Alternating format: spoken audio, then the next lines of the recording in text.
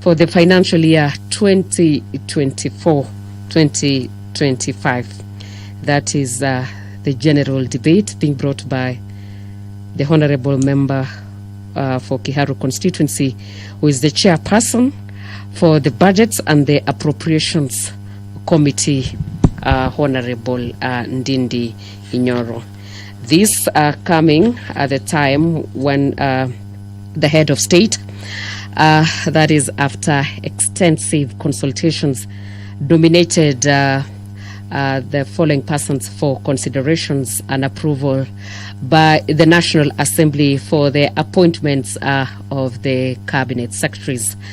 That is the Ministry of Defense, Honorable Rosalinda Soipan Tuya; on the Ministry of Environment, Climate Change and Forestry, Honorable Eden Barry Duale; the National Treasury and Economic Planning, Honorable John Mbadi Ngongo; and the Ministry of Finance, Trade and Industry, Honorable Mvuria Mugala; on the Ministry of Tourism and Wildlife, Honorable Rebecca Miano; and the Ministry of Energy and Petroleum, Honorable James Opio Wandai, who is currently the leader of the minority party in the National Assembly. These, among others, are the Ministry of Youth Affairs, Creative Economy, the Ministry of Mining, Ministry of Labor, Ministry of Cooperatives, Micro, Small and Medium Enterprises, the Ministry of Public Service and Human Capital, the Ministry of Gender, Culture, Arts and Heritage. These are the names that are being forwarded to the National Assembly for considerations and approvals. And the Speaker of the National Assembly, Honorable Dr. Moses Wetangula, has walked into the plenary for today's session that is expected to commence shortly. Do listen in. This is the Parliamentary Broadcast Unit in collaborations with KBC.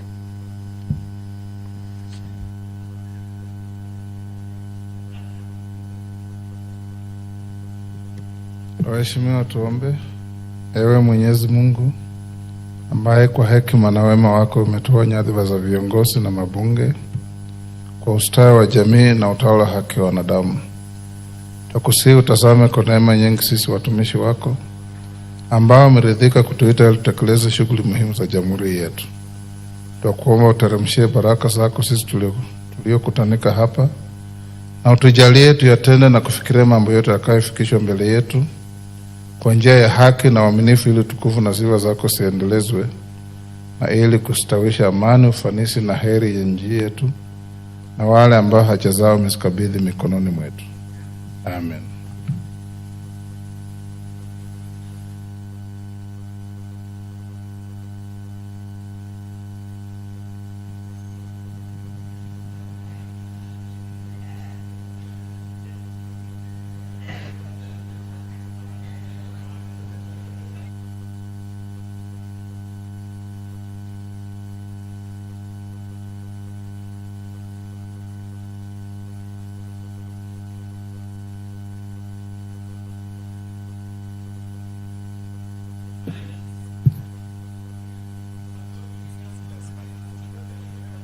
Sergeants, ring the bell.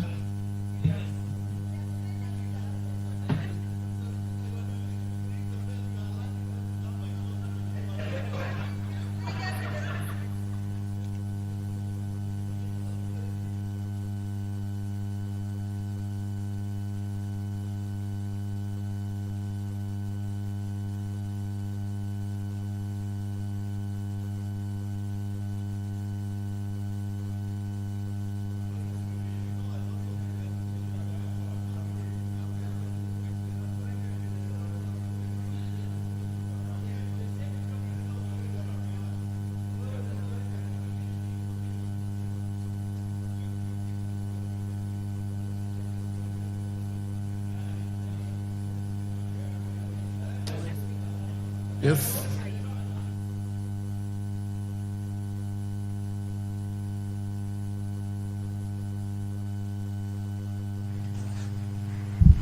And having not achieved a quorum pursuant to Standing Order 34, Clerk.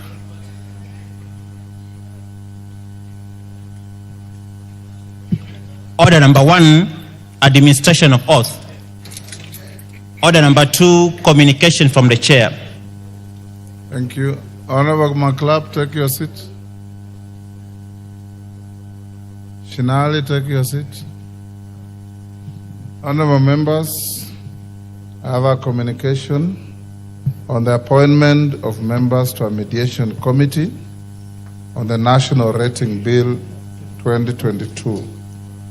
Honorable members, you recall that on Wednesday, 12th June 2024, the House rejected Senate's amendment to the National Rating Bill, National Assembly Bill number 55 of 2022. Consequently, the said bill was referred to a mediation committee in accordance with Article 112 of the Constitution and Standing Order 149. Honorable members, Article 113 of the Constitution requires that whenever a bill is referred to a mediation committee, the speakers of the Houses of Parliament appoint an equal number of members of each house to attempt to develop a version of the bill that the houses will pass. In this regard, honorable members, having consulted with the leader of the majority party and the leader of the minority party, I've appointed the following members to represent the National Assembly in the mediation committee: Honorable Joash Nyamoko MP, Honorable Jane Kihara MP, Honorable Joseph Lelmengit MP, Honorable Joseph Gitari MP, Honorable Matthias Robi MP, Honorable Paul Katana MP, Honorable Engineer Thaddeus Nzambi MP, Honorable Zamzam Mohammed MP, and Honorable Fatuma Jeho MP. Honorable members, we shall await the appointment of senators to the mediation committee for the committee to be fully constituted for purposes of commencing the mediation process. Once I receive a message from the Senate to that effect, I'll convey the same to the House. Thereafter, the mediation committee will embark on an attempt to develop a mediation version of the bill in accordance with Article 113 of the Constitution. The House is accordingly guided. I thank you. Next order. Order number 3, messages. Order number 4, petitions. Order number 5, papers. Majority Leader.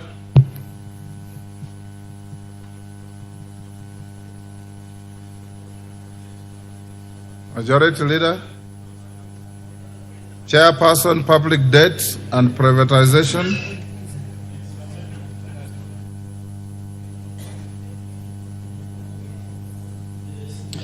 Thank you, Honorable Speaker. Honorable Speaker, I beg to lay the following paper on the table of the House.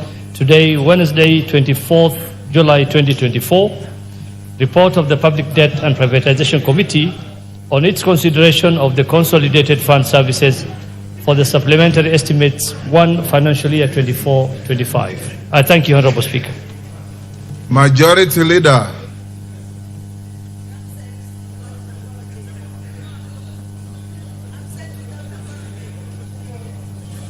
Osoro,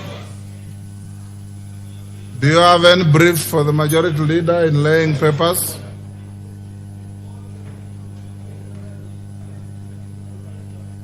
We'll come back to that. Call the next order. Order number 6, notices of motion. Shuria. Thank you, Honorable Speaker. Honorable Speaker, I beg to give notice of the following motion, that this House adopts the report of the Public Debt and Privatization Committee on its consideration of the Consolidated Fund Services for the Supplementary Estimates 1 Financial Year 24-25, laid on the table of the House on Wednesday, 24th July 2024. I thank you, Honorable Speaker.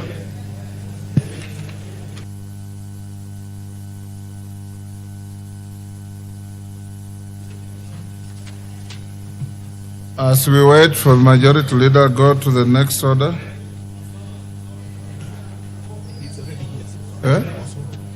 Soro, you have the papers? Go ahead. Thank you, Honorable Speaker. Honorable Speaker, I beg to lay the following papers on the table of the House. Today, Wednesday, 24th of July, 2024, in this afternoon sitting, Honorable Speaker, reports of the Auditor General and financial statements of the National Government Constituency Development Fund and GCDF for the year ended 30th June 2023, and the certificates therein in respect of the following constituencies: Tiati constituency, Malava, Funyula, Lurambi, Moiben, Tinderet, Emgwen, Tarbo, Lugari, Mount Elgon, Kabuchai, Matungu, Chesumei, and Laisamis, Honorable Speaker. I thank you, Honorable Speaker. Okay, next order. Order number 7, questions and statements.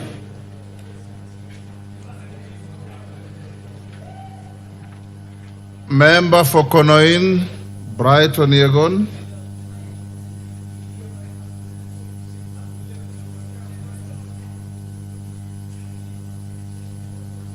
Brighton Yegon.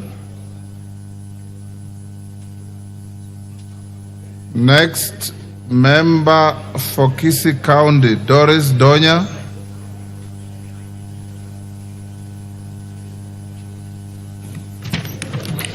I need to make a request for a statement regarding compensation by internet service providers to their customers during internet outages. Honorable Speaker, pursuant to the provisions of Standing Order 42C, I rise to request for a statement from the chairperson of the Departmental Committee on Communication, Information and Innovation regarding compensation of customers by internet service providers during internet outages. Honorable Speaker, in today's digital era, reliable internet access is no longer a luxury but a necessity, as was exemplified by the remote working arrangements during the COVID-19 pandemic. Internet access has become intrinsically linked to fulfilling fundamental human needs and rights, such as healthcare, quality healthcare, education, professional networks, and social interactions. However, when internet service providers fail to deliver consistent and uninterrupted service, customers face significant inconveniences, productivity losses, and disruptions to their lives. Honorable Speaker, it is a matter of concern that internet outages result to customers being unable to utilize their internet bundles, which are non-renewable upon expiration. Further, the internet service provider benefits from the customers who have rightfully purchased data, yet there is neither accountability to the customer nor any compensation for the huge financial losses incurred during the outages. Honorable Speaker, it is against this background that I seek statement from the chairperson of Departmental Committee on Communication, Information and Innovation on the following. The measures that are in place to ensure the internet service providers such as Safaricom, Telcom and Airtel compensate their customers adequately during prolonged internet outages.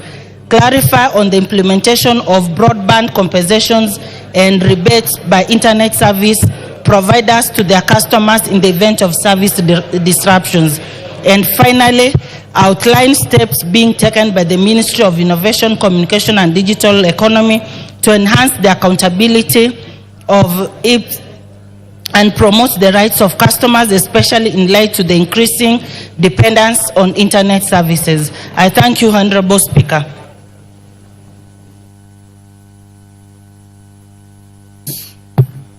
Next, Irene Mayaka, nominated member. Thank you, Honorable Speaker. Honorable Speaker, I wish to request for us. Hold on. I will refer the statement by Doris to the chairman of Communication, Information and Innovation Committee. Who is that? KJ? Can you bring the response in 2 weeks? Mr. Speaker, it's a very serious issue that is raised by the county MP for Kisii, and for sure the committee will apply itself, and in two weeks we can assure this House that we shall be having a report for this statement. Thank you very much, Mr. Speaker. 2 weeks. Doris, 2 weeks. Irene Mayaka. Go back, I'll call you. Yes. Thank you, Honorable Speaker. I wish to request for a statement regarding the position of the Kenya National Under-17 football team. Honorable Speaker, pursuant to the provisions of Standing Order 44-2C, I rise to request for a statement from the chairperson of the Departmental Committee of Sports and Culture regarding the 8 Kenyan Under-17 women's national team players who are scheduled to travel to the Dominican Republic to represent the country at the Under-17 Women's World Cup in November. Honorable Speaker, this prestigious event is an exceptional opportunity for these talented young women to showcase their skills on a global stage and bring honor to the country. Additionally, this exposure enhances the competence-based curriculum, which seeks to recognize the diverse talents and abilities of the learners. Honorable Speaker, with this in mind, it is unfortunate to note that the Kenya players under 17 are yet to report. Order, honorable members, order. Order, Ngeleche, take your seat. That excitement should be exhibited out there. Order. Allow the member to prosecute her statement. Thank you, Honorable Speaker, for that. Honorable Speaker, with this in mind, it is unfortunate to note that the Kenyan players under 17 are yet to report in camp, whereas the teams from other qualifying nations, including Zambia and Nigeria, are already at camp. Furthermore, it is important to note the timing of this event coincides with the Kenya Certificate of Secondary Education. This poses a significant challenge for our players. Honorable Speaker, it is crucial and imperative that we support these young and ambitious players in their dual pursuits of academic excellence and sporting success. Just like the renowned player Yamal, who played in the Euro Cup, he had finished his final exams 3 days before the tournament kickoff, carrying his books and attending online classes while in Germany. Our own students are capable of meticulously following this great example. Honorable Speaker, it is therefore against this background that I seek a statement from the chairperson of the Departmental Committee on Sports and Culture on the following. Number 1, plans that the Ministry of Sports, Arts and Culture, in consultation with the Ministry of Education, has made or is making to ensure that the players have the opportunity to take their exams at a time that does not conflict with their participation in the World Cup. And number 2, the measures being taken by the Ministry of Sports, Arts and Culture and other stakeholders, including FIFA, to ensure that the team goes back to camp for readiness and preparation. I thank you. Thank you, Irene. Chairman, Sports and Culture. Wapi Dan Wanyama? Any member of the committee? Order. Any member of Sports and Culture? Clerk, you will communicate for him to bring a response in 2 weeks. Brighton Yegon. Thank you very much, Mr. Speaker. Brighton, in the norms of Parliament, you first apologize for coming late, then you proceed to give your statement, because we have called you twice. Thank you very much, Mr. Speaker. I apologize for coming late, and I requesting for a statement regarding the disappearance of Ms. Frenda Chebngeno, a student at Catholic University of East Africa. Honorable Speaker, pursuant to provisions of Standing Order number 44-2C, I rise to request for a statement from the chairperson of Departmental Committee on Administration and Internal Security regarding the mysterious disappearance of Ms. Frenda Chebngeno.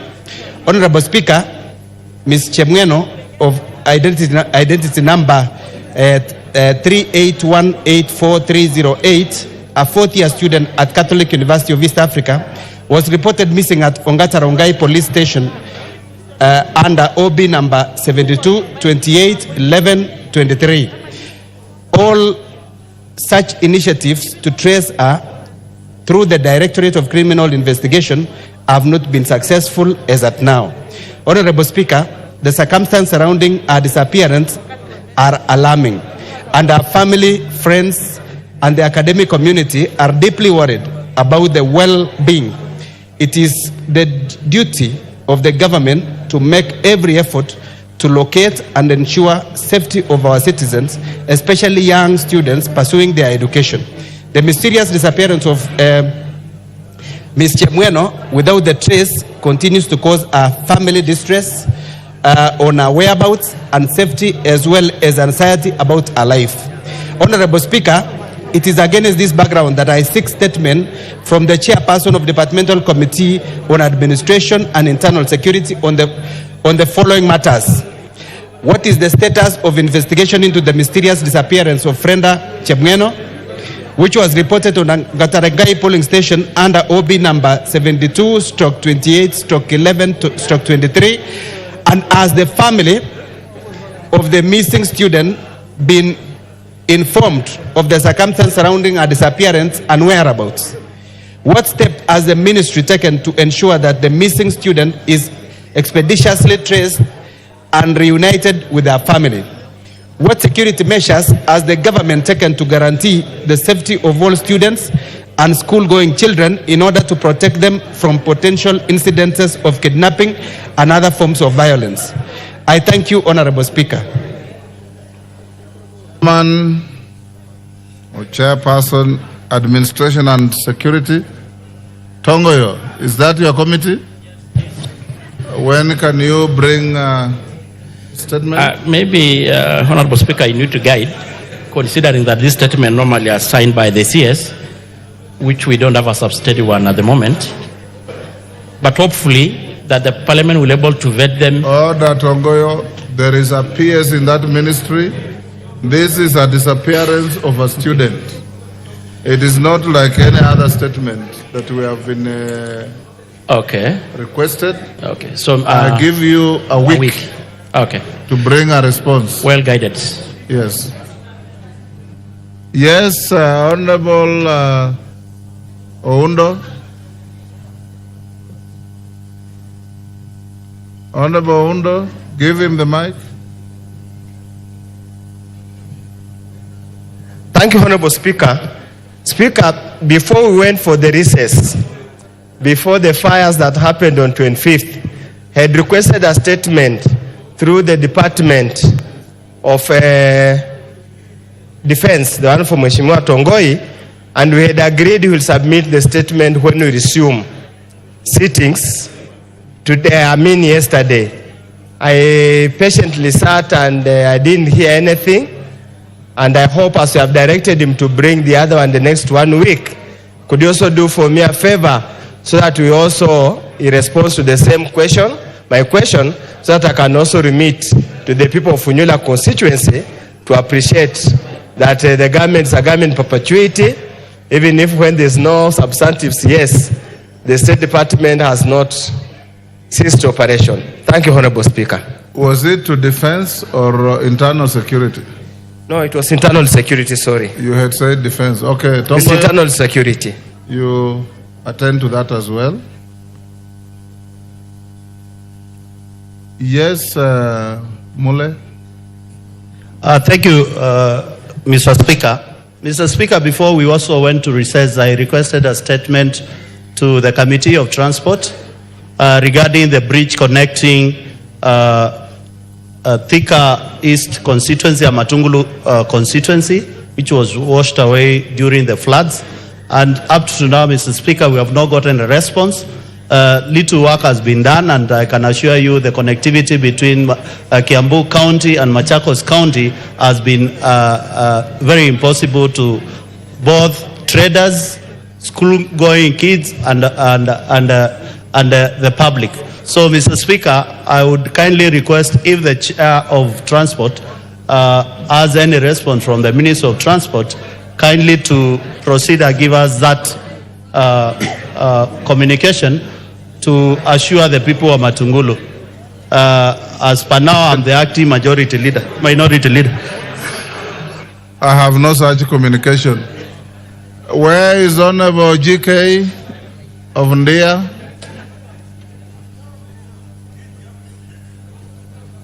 Clerk, communicate to the chairman of Roads and Public Works. Response with. Now we have responses to statements. Member for Chairman, Administration and Internal Security. Are you ready? Yes, I am, Speaker. That is a statement sought by Doris Donya. Yeah, Honorable Speaker, it's true I've got a response to the statement being asked by the Honorable Member Doris Donya, the member for Kisii County. And I want to, regarding the death of two persons, one, Lucas Nyangao Mirioki Ombioi and Obure Makobe. Honorable Speaker, I want to state as follows. Honorable Speaker, the body of late Mr. Lucas Nyambao Mirioka Ombio was discovered at a roadside in Nyambioreke Market within Makeche Ward on 30th March 2024 at around 4 p.m. as per OB number 02300324 of Mageche Police Station. According to postmortem report from the Kisii Teaching and Referral Hospital, the deceased died a natural death, which was caused by anemia and hypoglycemia in respect of hepatosplenomegaly associated with the syncope. The second victim, Mr. Speaker, Mr. Obure Makebe, died at his home and not marketplace as stated. The deceased fell ill at his home in Nyabiore Magecha Ward on 29th March and went to a private clinic referred to as Richcon within Nyabiore Market. He was complaining of abdominal pain and gastrics as by the police. DCI Kanyanyanya statement recorded by a clinician, one Mr. Richard Osoro, and the mother to the deceased. The clinician had referred him to Kanyanyaba sub-county hospital for further treatment, but the deceased never went to the hospital. Instead, he stayed at home and died on 31st March. And the body was then moved to Lenmek Hospital mortuary, and the death was neither reported to the police nor a postmortem conducted. Honorable Speaker, so that is to say that, Honorable Speaker, that both deaths were due to natural causes, not as a result of insecurity, as it was stated by the Honorable Member. Thank you, Mr. Speaker. Doris.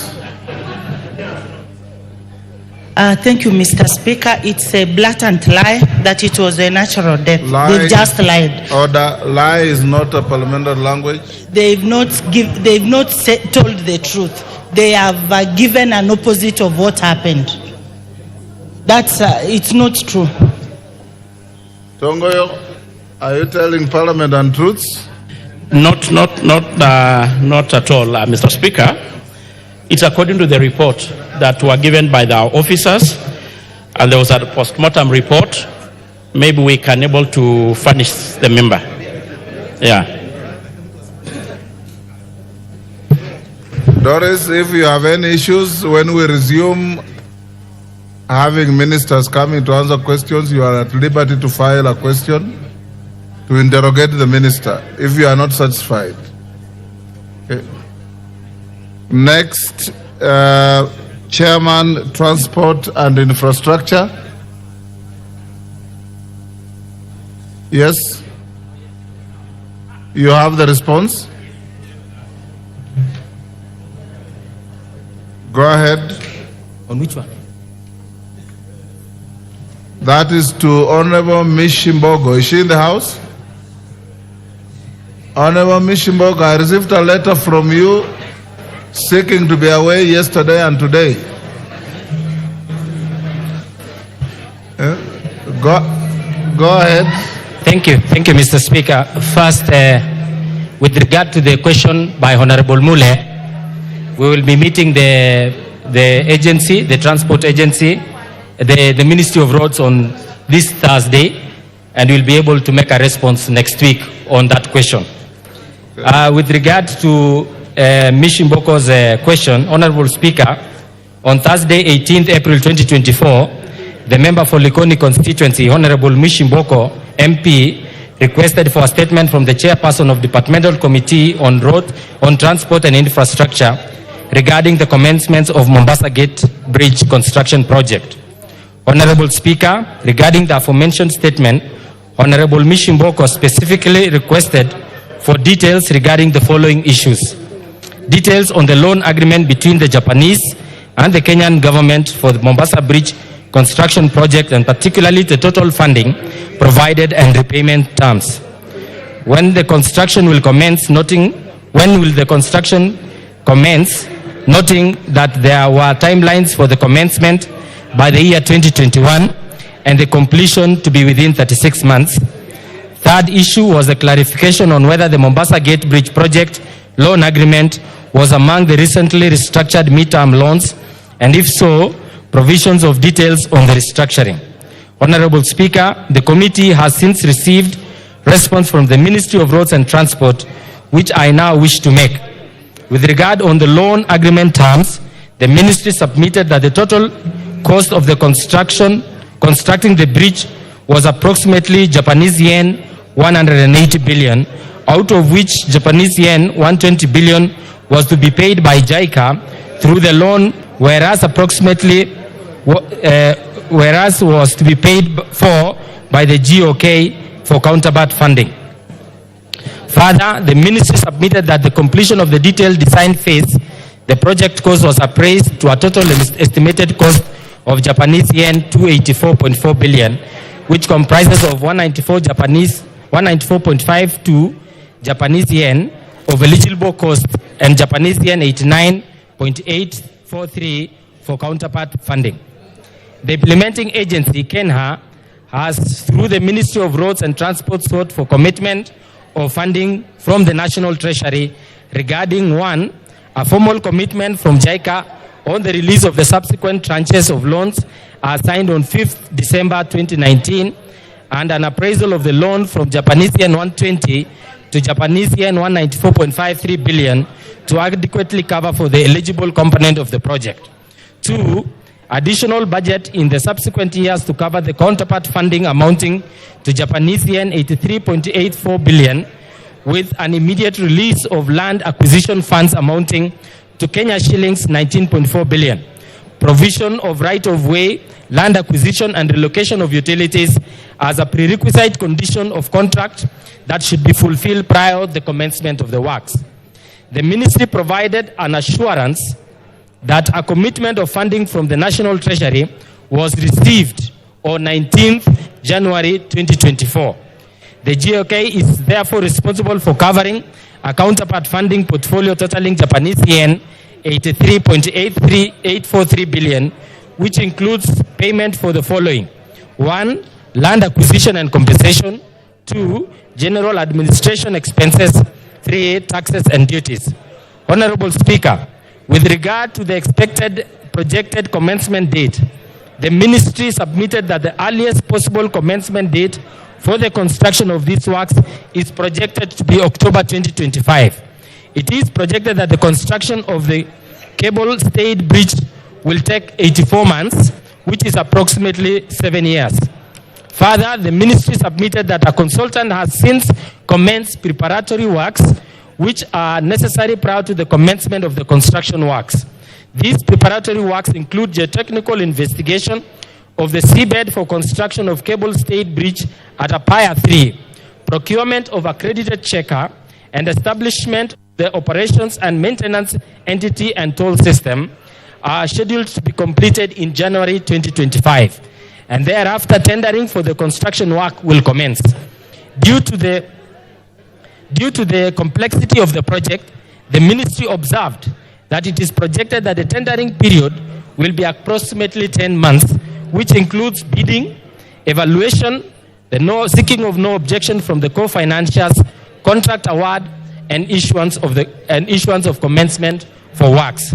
Honorable Speaker, on the issue relating to the clarification of whether the project was among the recently restructured midterm loans, the ministry submitted it was not among those restructured project loans. Thank you, Honorable Speaker. Yes, Komingo, have you finished? Mama Mishi? Yeah, thank you, Honorable Speaker.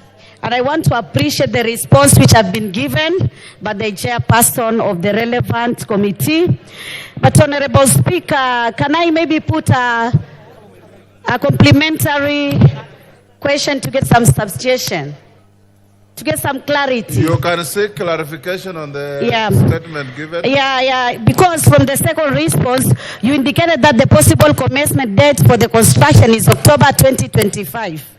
How do you explain the discrepancy that the loan was first disbursed in 2020 and the project will begin in 2025? In addition, the loan term was 40 years with a grace period of 12 years from 2020, meaning the first repayment is in 2032. We are in 2024 and the commencement date for the project is October 2025. Can the ministry give a solid commitment that the project will begin in 2025? And how is the ministry planning to recover these loans since the project is off schedule? Are we going to have some challenges in terms of funding? Because now we are a bit late.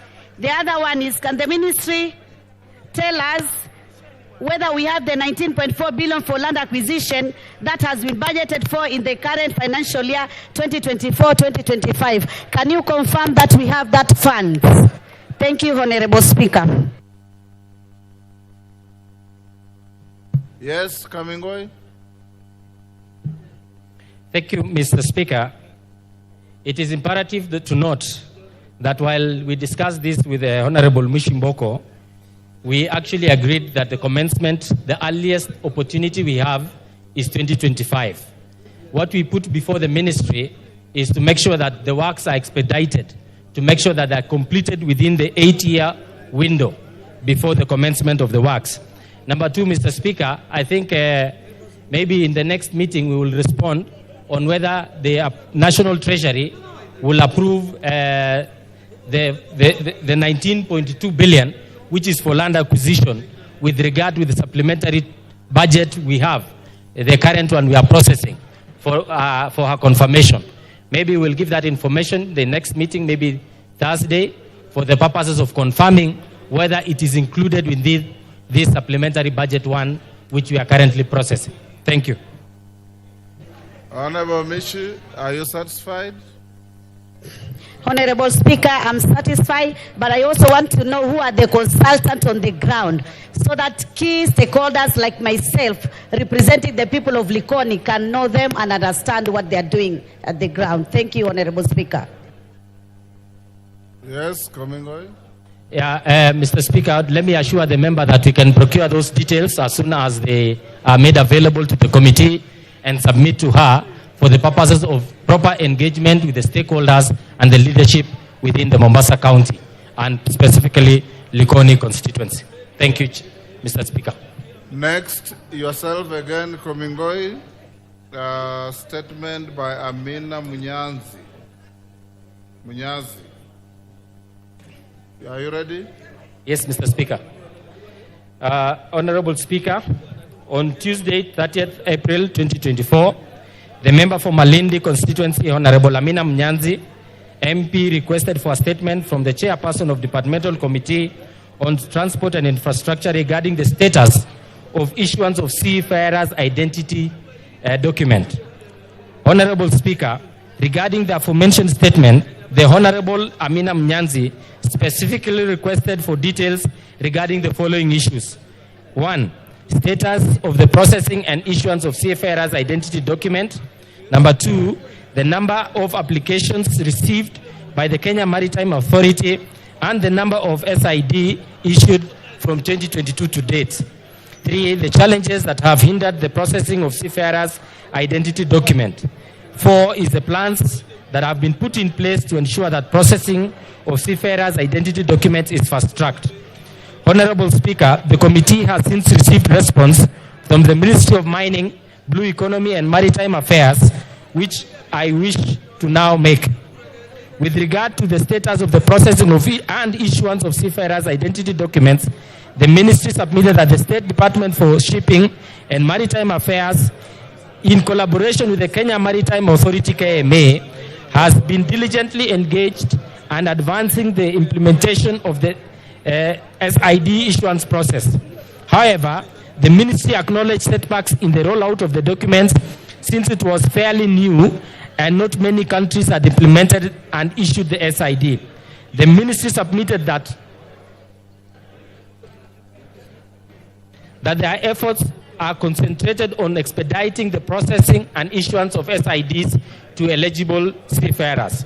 Further, the ministry submitted that the process is at the procurement stage, with the Kenya Maritime Authority being the procuring entity. The ministry stated that the procurement of SID was facing challenges due to the unresponsive tenders with the initial... Order. Honorable Jeho, this is not a public baraza. Go on, Kamingoy. Mr. Speaker, the ministry stated that the procurement of SIDs was facing challenges due to the unresponsive tenders, with the initial phase of tendering having been closed due to the following reasons: concerns over the tendering pricing, which exceeded market rates; impracticality of the proposed implementation period, which would have resulted in issuance of the documents in the year 2025. The ministry therefore submitted that the tender has to be reissued, and the process was on the second phase of tender process, with pre-qualified suppliers identified. The document was slated to be dispatched to the bidders before May 20th, 2024.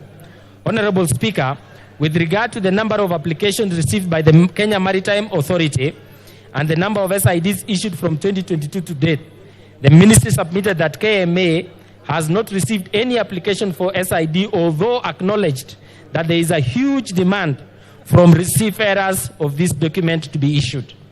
Number 5, further, the ministry submitted that plans were underway to extend the SID issuance to all eligible seafarers once the processing and issuance procedures are finalized. The ministry is therefore focused on completing the necessary groundwork to facilitate a smooth and efficient rollout process, enabling eligible seafarers to obtain their SID without undue delay once the process is finalized.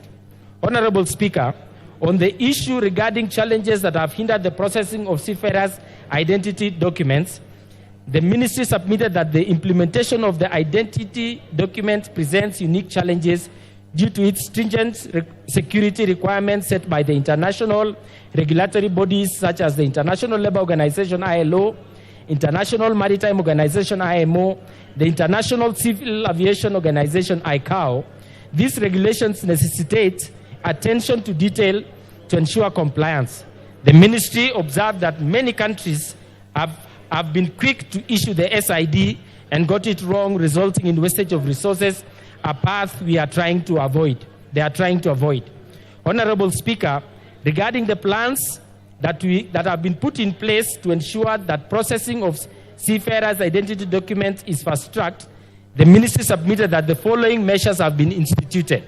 1, engaging in consultative meetings with ILO, conducting market surveys, and reviewing the implementation strategies adopted by the few countries that have successfully implemented the SID.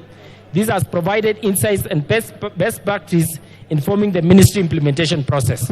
Number 2, Mr. Speaker, is streamlining the procedures to enhance efficiency and reduce processing time by optimizing workflows and eliminating unnecessary bureaucratic hurdles, aiming to expedite the issuance of SIDs without compromising on security standards.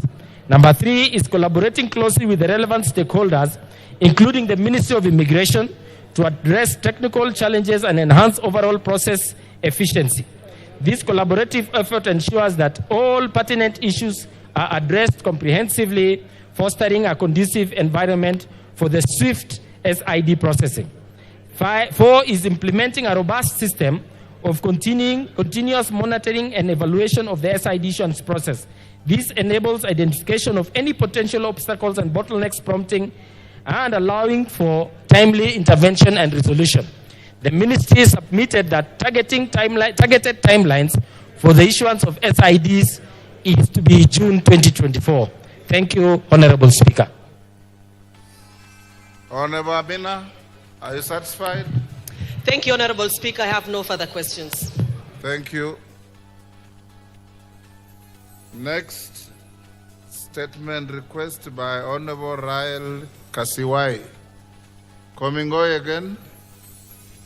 Thank you, Mr. Speaker. Honorable Speaker, on Thursday, 2nd May 2024, the member for West Pokot County, the Honorable Rael Kasiwai, MP, requested for a statement from the chairperson of Departmental Committee on Transport and Infrastructure regarding the state of Kapenguria, Lodwar Road. In the statement, Honorable Kasiwai sought to establish 1, the immediate measures the Ministry of Road and Transport is putting in place to rehabilitate Kapenguria, Lodwar Road, and 2, the long-term measures the Ministry is taking to ensure the safety of residents during heavy rains. Honorable Speaker, the committee has since received response from the Ministry of Roads and Transport, which I now wish to make. The Ministry submitted that Kapenguria Lodwar Road is part of the National Road Network, which is managed by the Ministry through its implementing agency, the Kenya National Highway Authority, KENHA. On 29th April 2024, a flash flood washed away a section of the road pavement in the vicinity of Lowe's Market in West Pokot County, which disrupted traffic flow at this location. Honorable Speaker, the following remedial measures were taken immediately to reinstate traffic movement and repair the road. KENHA immediately mobilized an emergency framework contractor to construct temporary diversion around the damaged road section. The temporary diversion allowed vehicles to bypass the affected section and enable resumption of traffic movement.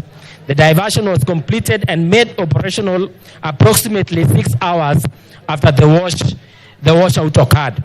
Number 2, once the temporary diversion was reconstructed and traffic flow was reinstated, the road maintenance team was able to complete installation of culverts and rebuild the embankment and pavement which had been washed away, thus repairing the damage caused by the floods incident.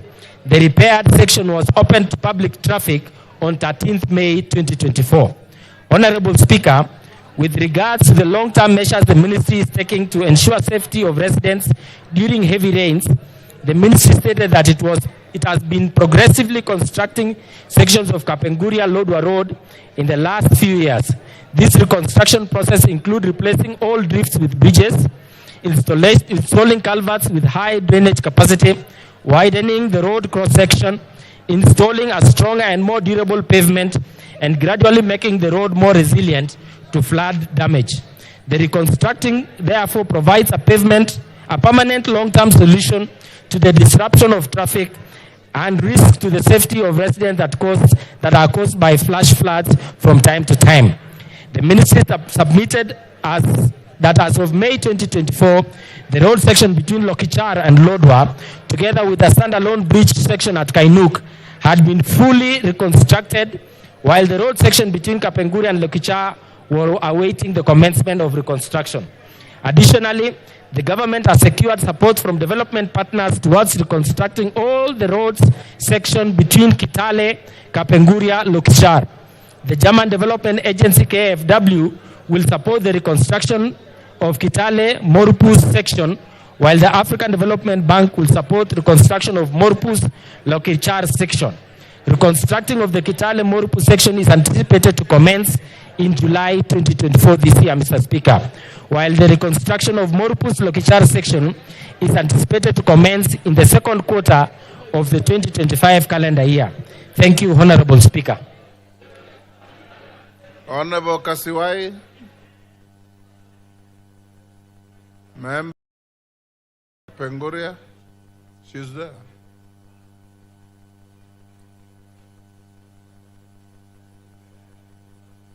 Honorable Kasiwai, you've heard the response. Give her the mic.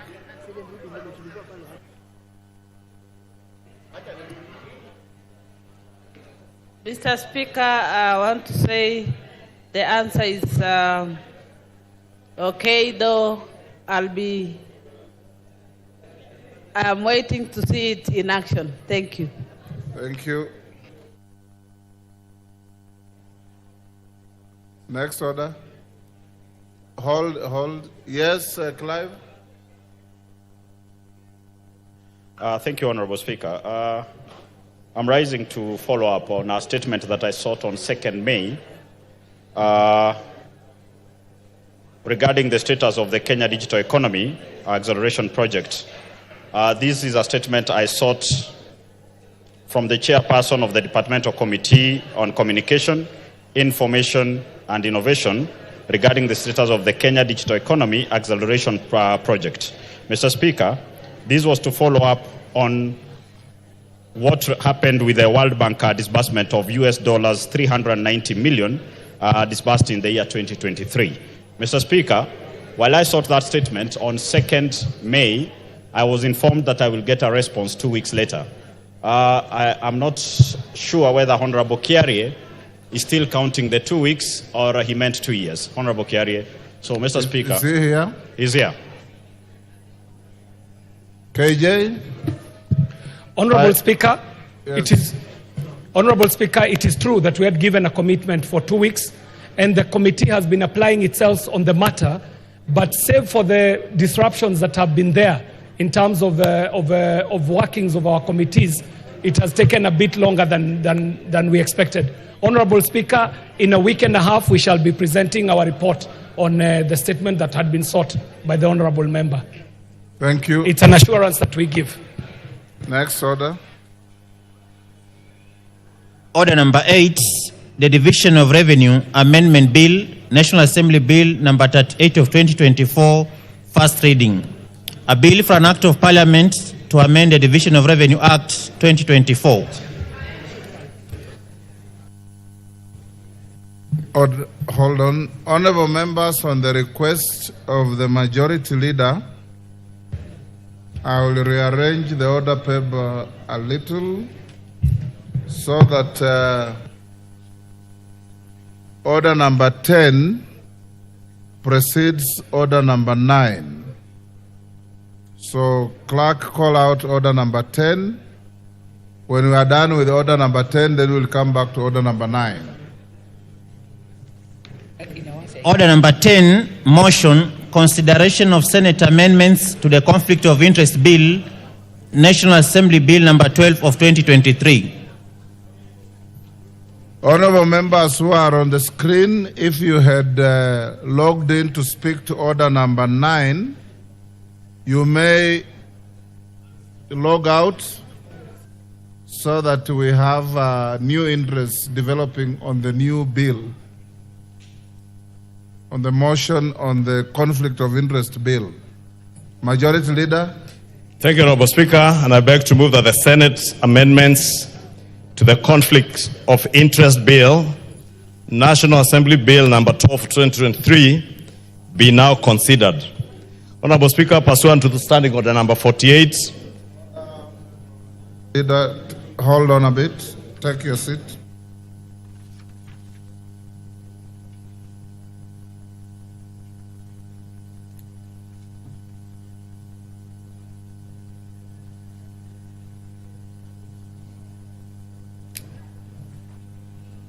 Order, honorable members,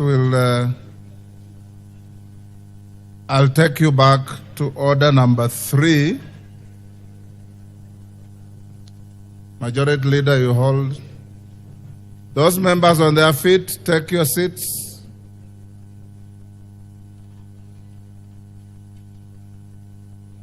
Honorable Mudhoni, take the nearest seat. Millie, do the same.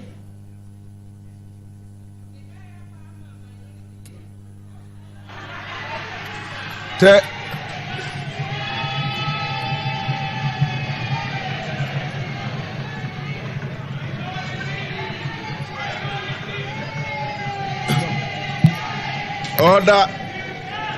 Honorable Farah, take the nearest seat.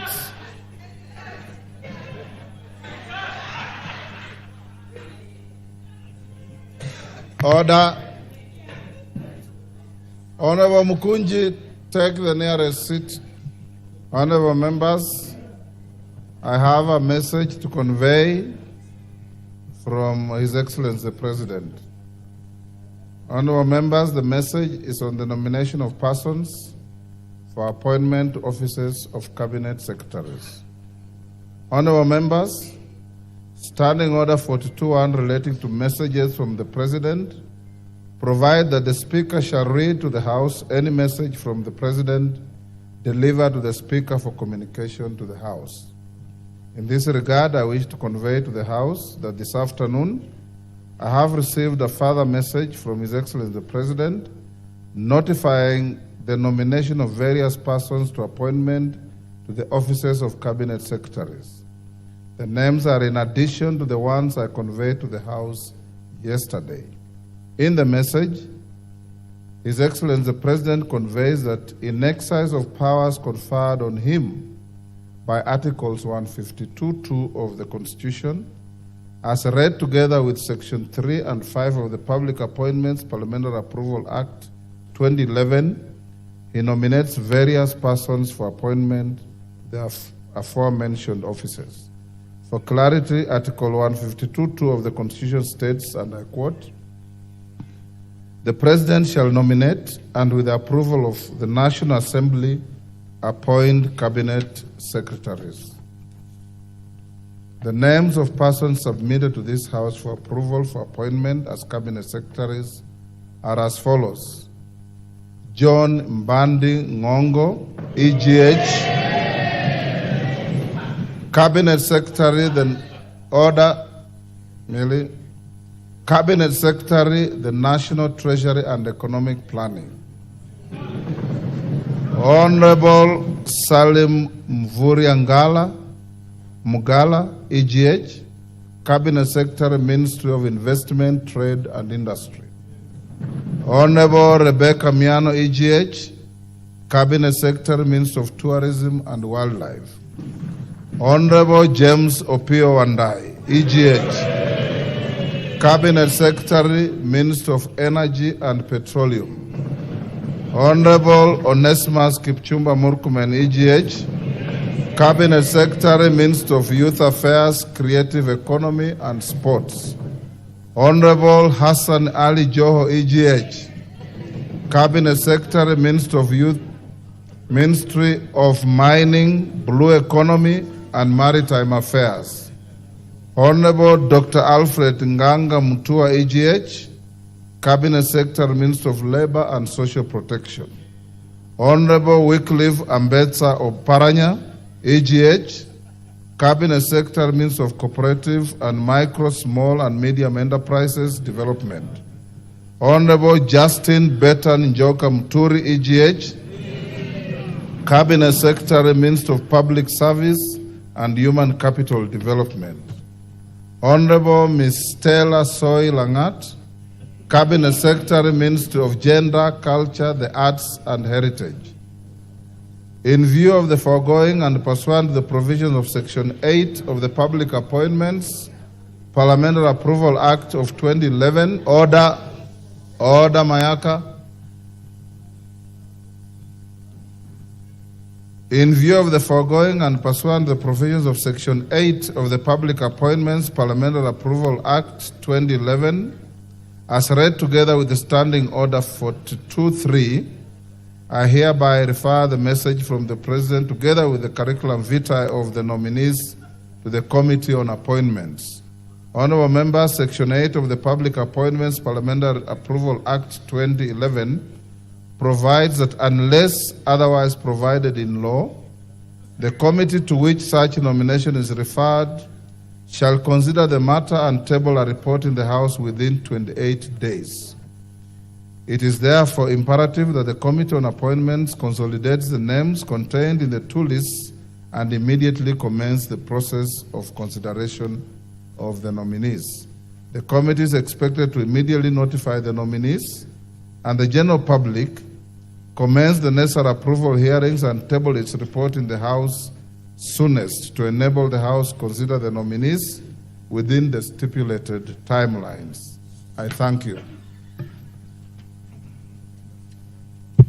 Call out again now order number 10.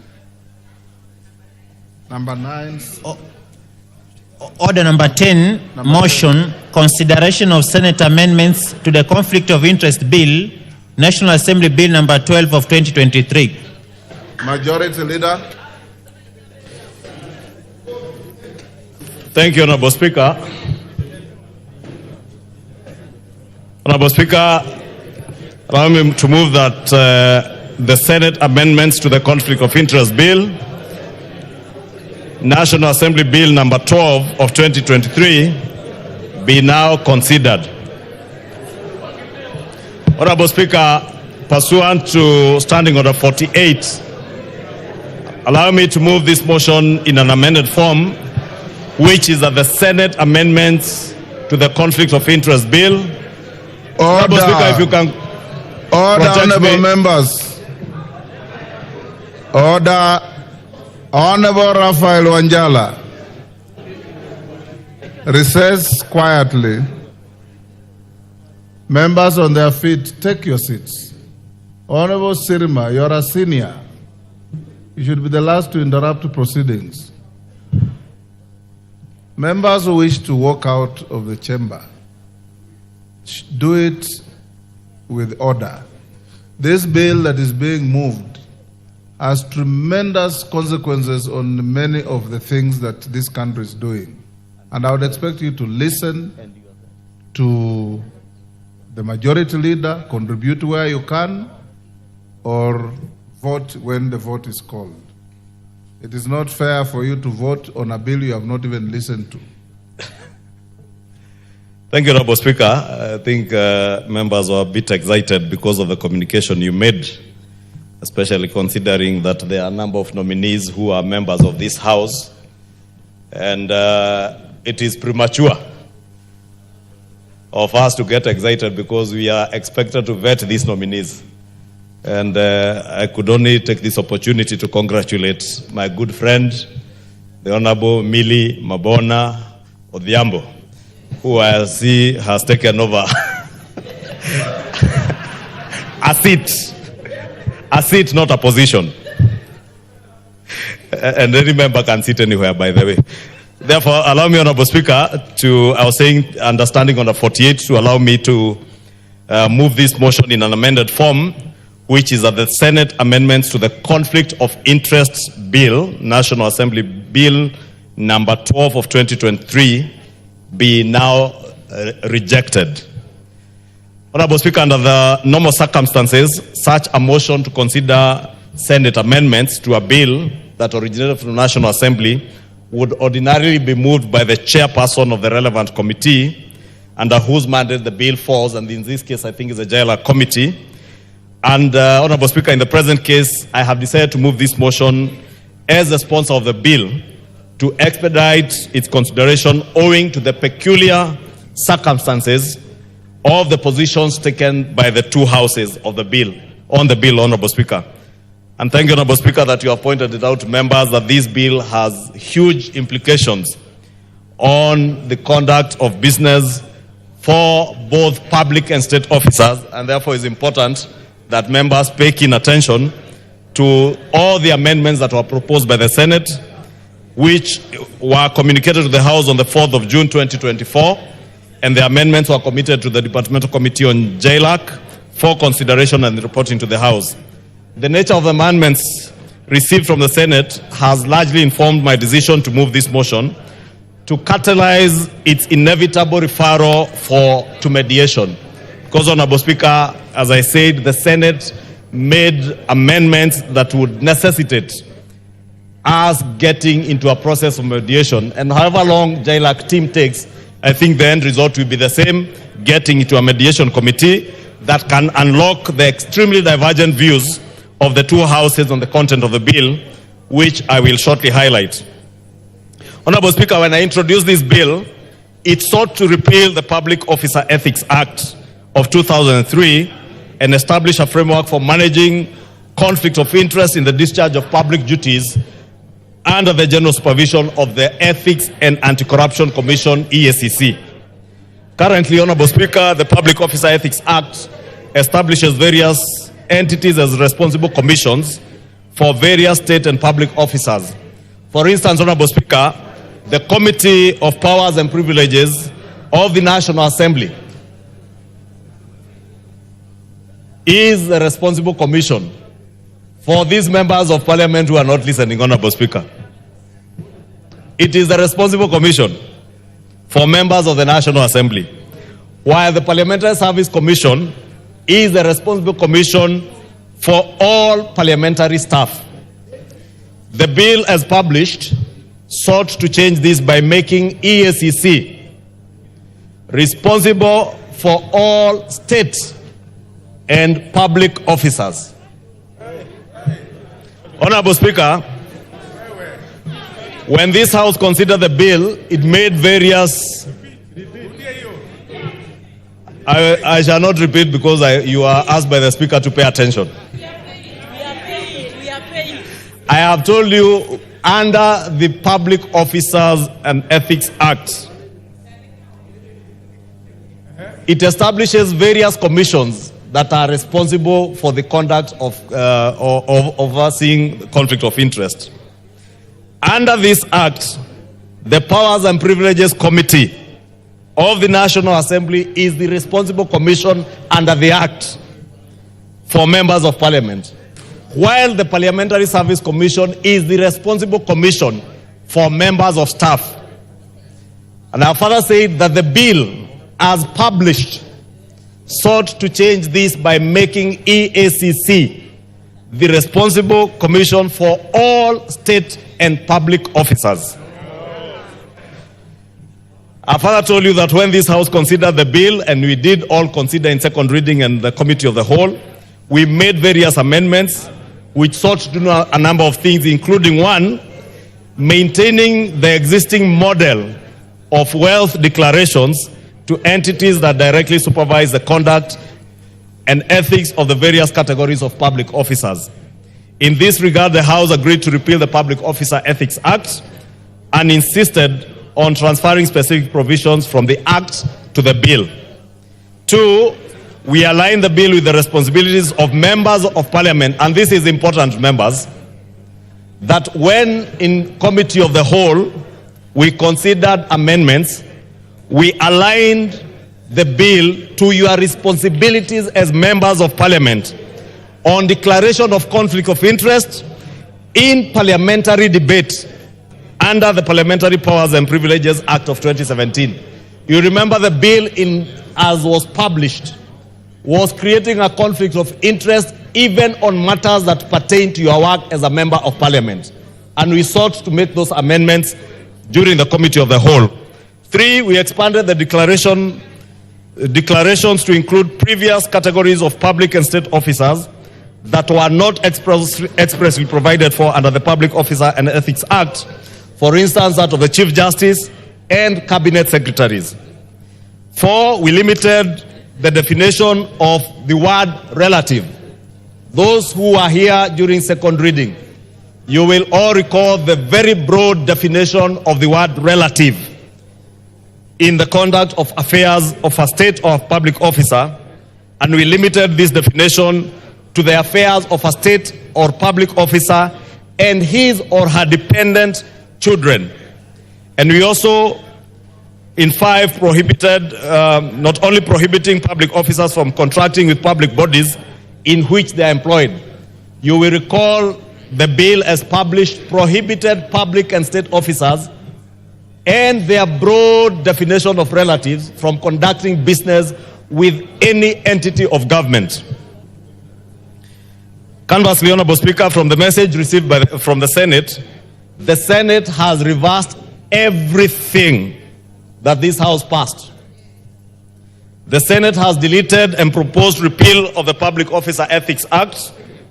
This has resulted in the proposed repeal of clauses including those on functions of the Commission, participation of members in proceedings before Parliament or county assemblies, Therefore, there is debate you cannot interact with as a member of parliament or as a member of county assemblies on the basis of what the Senate has done. Acquisition of interest in partnerships and private companies, restricted gainful employment, for instance, people who are here and are lawyers, professional accountants, etc. The register of conflict of interest, where this register will be. Prohibitions on state officers after leaving office, having served as a state officer, what other gainful employment can you get into? And we had made amendments relating to that. The prohibition against representing people before reporting entities, and declaration of income, assets, and liabilities by public officers. Honorable Speaker, additionally, the Senate has deleted the EACC as administrator of the bill and deleted all provisions on conflicts of interest in the Public Officer Ethics Act, the Leadership and Integrity Act, the Anti-Corruption and Economic Crimes Act, and the Senate amendments are the complete opposite of what the National Assembly considered and passed in the bill.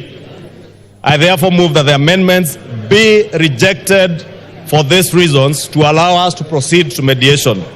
Honorable Speaker, I've just given the background of what we had done in this bill and what the Senate has proposed to do in the amendments that I'm calling on the House to reject. Because what the amendments that the Senate has passed, besides negating everything that we did to make this bill become workable, what the Senate has done, and without casting aspersions on the other House, Honorable Speaker, must be informed by a huge conflict of interest in the other House. Because, Honorable Speaker, you appreciate this is a House that has been unable to impeach even a single governor. And I saw them the other day pontificating on issues to do with integrity and corruption in this country, Honorable Speaker. But, Honorable Speaker, and you know, we have restrained ourselves over the last 2 years from discussing the other House or even the conduct of members of that House, even under extreme provocation. But, Honorable Speaker, we must stand with the people of Kenya. This bill is critical in the fight against corruption. The dilution that the other House, Senate, has visited on this bill makes this bill completely unworkable. It creates a very fertile ground for corruption and conflict of interest to continue taking root in our republic, Honorable Speaker. Therefore, we must be the bigger brother between the two houses. We must be the House that stands with the people of Kenya who have spoken loudly and told us that matters touching on conflict of interest, matters touching on theft of public resources must come to an end. We must be that House, Honorable Speaker, that today will stand with the people of Kenya and tell our brothers in the Senate that it will not be business as usual for governors to steal and get away scot-free with what they have stolen from the people of Kenya, knowing that because of conflict of interest, they can influence what will happen in the other House and their county assemblies. We must be that House. Honorable Speaker, this House has a singular responsibility of being the people's representatives, while the other House represents counties. Being the people's representatives, Honorable Speaker, we must be the ones to stand today with the people of Kenya. And I think, Honorable Speaker, listening to what Kenyans are saying out there, and I have seen this being one of the bills that even the young Kenyans in our country and other Kenyans of goodwill who want a change in the manner things are done in this country have asked the Houses of Parliament to expedite with is this bill. And therefore, Honorable Speaker, we have a national duty to reject these amendments, get into mediation, and show our brothers and sisters in the other House that it is only right to do what is good for the greater good of our people, not what is good for leaders and public officers who hold office. Honorable Speaker, this bill, and I have heard in today's communication from the President, he has also alluded to it, is an important bill not just for us as public and state officers, even to protect ourselves as state officers against accusations, unfair accusations of engaging in corruption or corrupt activities, but also in protecting the assets of the Kenyan people against public and state officers, Honorable Speaker, and even people in the private sector, Honorable Speaker. This bill was misconstrued in the other house to be speaking to just public and state officers. The conduct of corrupt activities in this country, Honorable Speaker, is also largely driven by the private sector. This conflict of interest bill speaks also to conflict of interest by the private sector. 1 minute. Thank you, Honorable Speaker. I was saying, for instance, if you look at the lot and the looting that has pervaded in the old NHIF, the National Health Insurance Fund, it has not come out of conflict of interest by particularly state officers. Private entities have engaged in massive looting and corruption in NHIF. And therefore, Honorable Speaker, when you run a private hospital and you engage with a public entity, it is only a law like this that will protect the assets of the Kenyan people. And I want to beg this House, as I move and call on the Vice Chair of the Jailer Committee, the Honorable Mwengi Mutuse, to second. I want to call on this House to reject in total all the amendments by the Senate to protect the people of Kenya from conflict of interest, corruption, and wanton looting of their assets and resources. I beg to move and ask Honorable Mutuse to second. Mutuse. Thank you, Mr. Speaker. I stand to second the motion that has been ably moved by our majority leader, that the Senate amendments to the conflict of interest bill that was considered by my committee, the Justice and Legal Affairs Committee, that have been referred to this House by the Senate be rejected. Mr. Speaker, the amendments that have been referred by the Senate are very retrogressive. They are in themselves going to undermine very directly the war on corruption. They are in themselves making the conflict of interest bill an empty shell of its former objectives. Mr. Speaker, all of us in this House agree that the reason why we have wanton corruption in the national government and in the county governments is because those who are in leadership are able to do and transact with the offices that they also superintend. And the bill intends to remove conflict of interest so that government entities are not corrupted by people who have been appointed or elected into office. The Senate has made amendments that make it possible, for example, for a permanent secretary to own a company and do business in a state department that the permanent secretary is an accounting officer. This House must stand and say that this cannot be allowed. Out there, Kenyans are saying that we are able to fund our own development, that we may not even be able to need to increase taxes if we are able to take care of corruption and take care of wastage.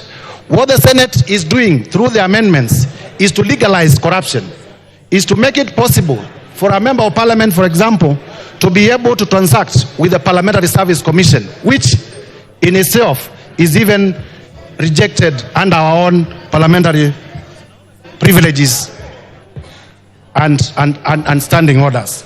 So, Mr. Speaker, as I second this motion, I urge the House to reject the Senate amendments and that the bill be referred under Article 113 for mediation so that we do not undermine the war on corruption and that we take into effect the voice of Kenyans. And therefore, I second and urge that we reject the Senate amendments and refer the bill for mediation. I thank you, Mr. Speaker, and urge the House to do as required through the powers conferred on the Speaker under Article 113 to appoint a mediation committee. Thank you, Mr. Speaker. Honourable members, I now propose the question, which is that the Senate amendments to the Conflict of Interest Bill, National Assembly Bill number 12 of 2023 be now considered. And remember that the majority leader moved it in an amended form. So, Ndindi Nyoro, are you here on budget? No contributors? Yes. Wangari? Wangare wants to speak. Thank you, Mr. Speaker. I rise to support the majority leader on this bill. And Mr. Speaker, I think the most saddening thing with the amendments done by the Senate is that it takes us very far back in the war of corruption. Mr. Speaker, the issues we have been dealing with for the last 1 month or so, generated by Kenyans, by Gen Zs, by civil society, Mr. Speaker, most of them could be sorted if we dealt with corruption. Because, Mr. Speaker, every year we have had issues of pilferages of money, both at the national level and at the county level. So, Mr. Speaker, anything that would jeopardize that fight should be rejected, and we should actually support this bill and the way we had passed it, Mr. Speaker. And we shall reject the amendments of the Senate and go with what we had passed as the National Assembly, because they called us sitting, the Senate called us sitting, and I'm avoiding to delve into casting aspersions to the Senate, but I think the Senate has lost the track of what they should be doing. Because, Mr. Speaker, one of the biggest issues we have is that we have so much money going to the counties, but we don't see the value of it. We don't see governors being held accountable. In other words, Mr. Speaker, what we have seen is the Senate being obsessed. And I say that because I've been a former senator, Mr. Speaker, that they forget their major and main mandate of protecting the counties, Mr. Speaker.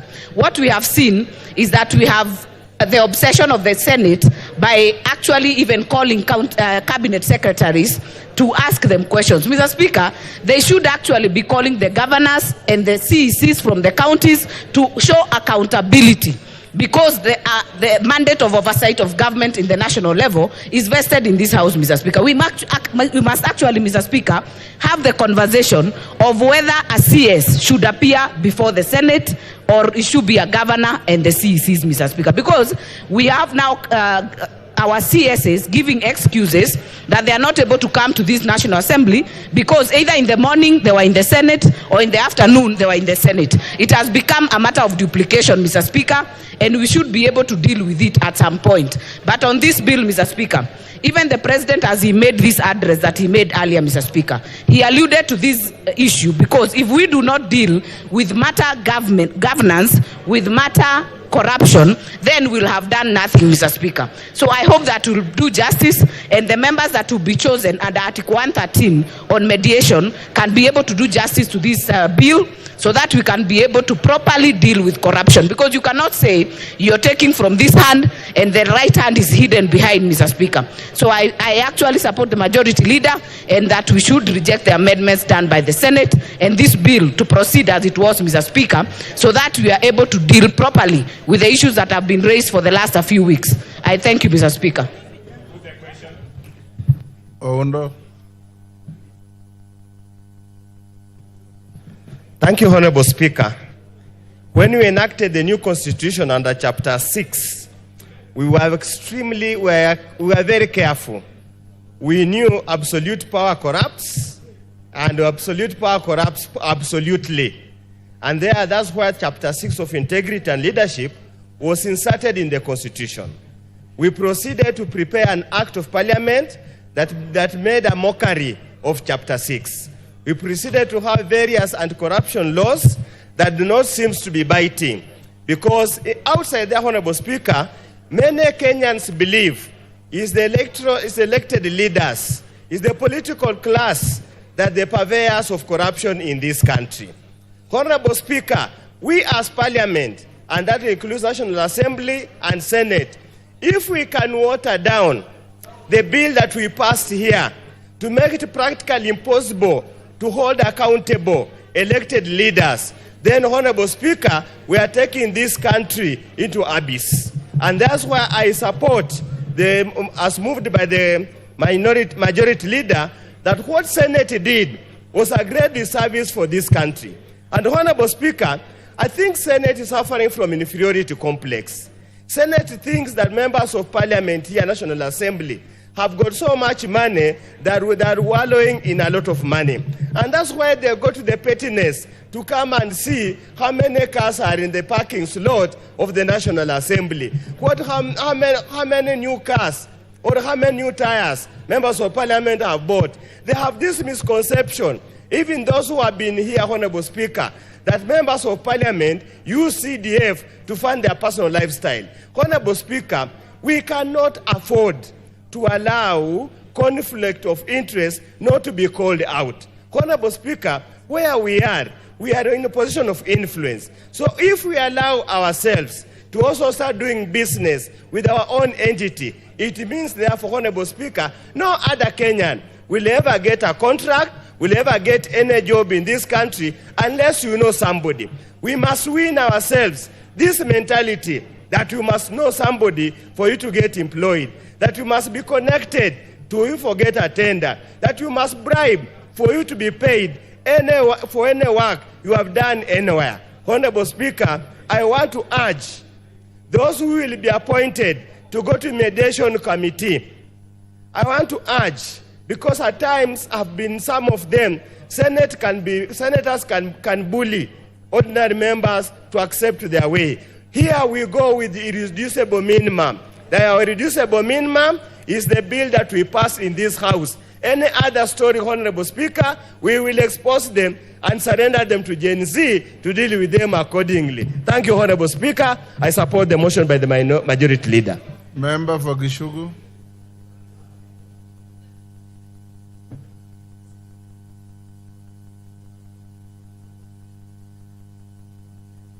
Give him the mic.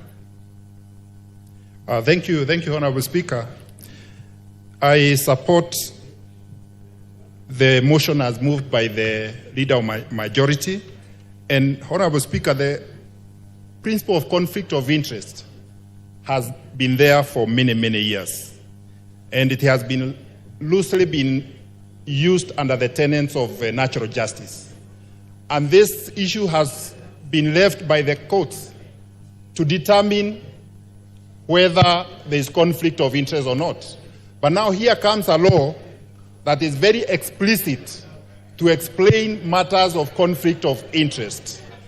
And this House, Mr. Speaker, will not allow Senate to stand on the way of Kenyans in fight of corruption, because that is what they want us to, they want to take us back to. And we have to stand as a House and support the government, which is now committed towards fighting corruption.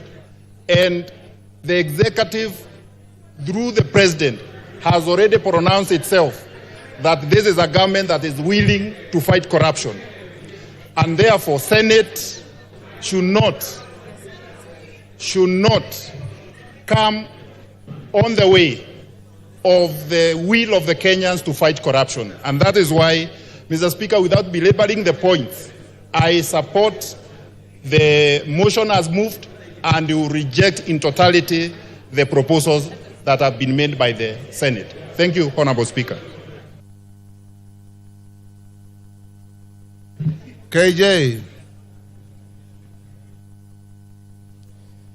Mr. Speaker, I do stand up to support the report as presented and amended by the Leader of Majority, and also to object to the changes that have been put in by the Senate.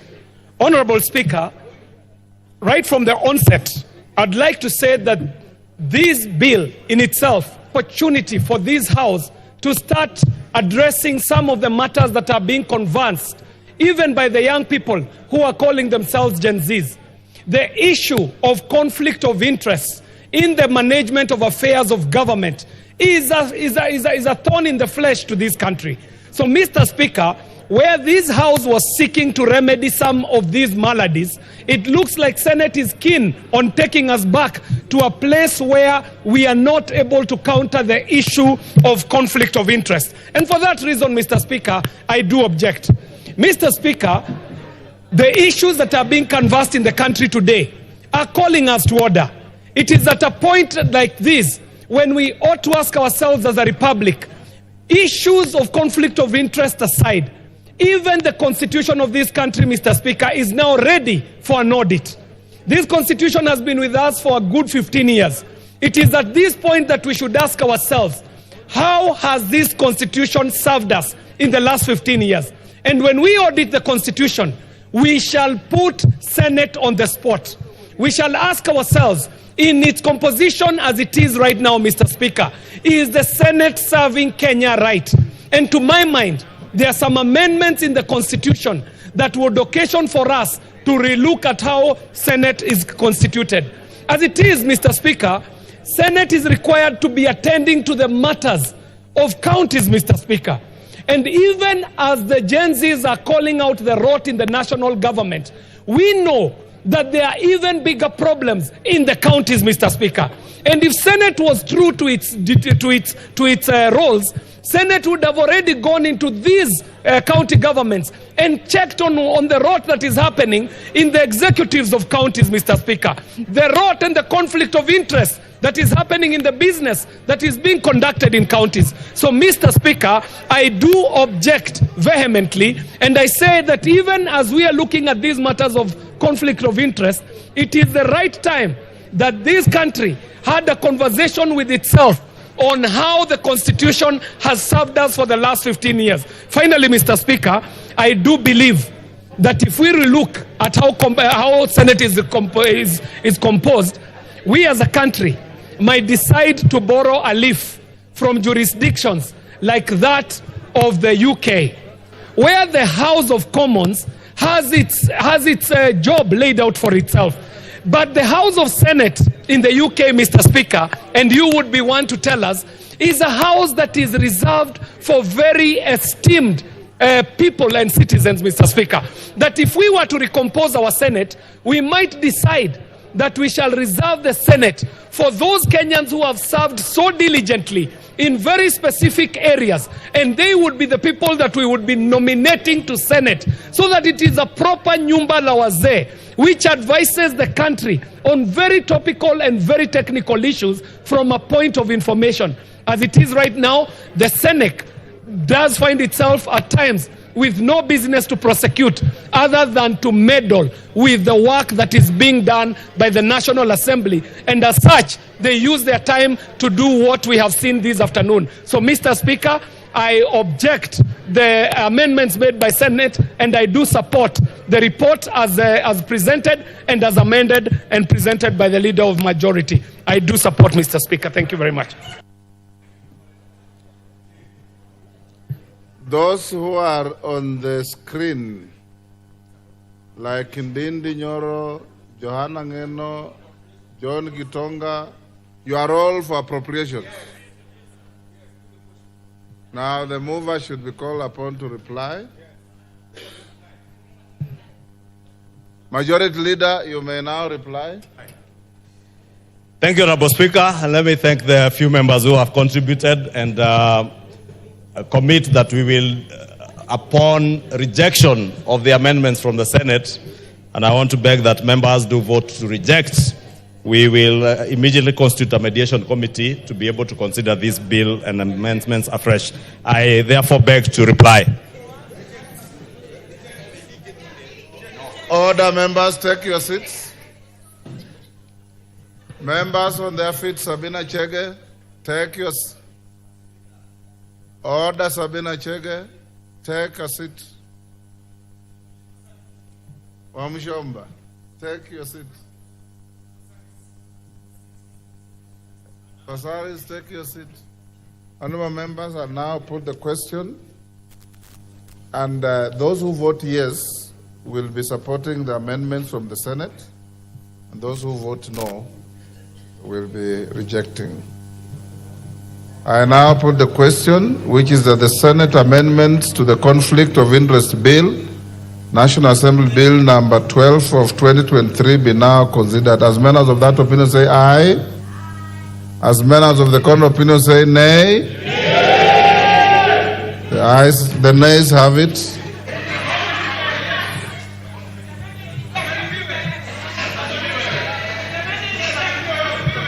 Go back to order number 9. Order number 9, motion, consideration of the first supplementary estimates for the financial year 2024-2025, general debate. Honorable Ndindi Nyoro, you are the mover, right? Okay. Johanna Ngeno. You are not ready. John Gitonga. Thank you, Speaker. Yes. Are you ready to speak? Okay. Thank you, Speaker. Mr. Speaker, I thank you. I want to thank you for this opportunity also to contribute on this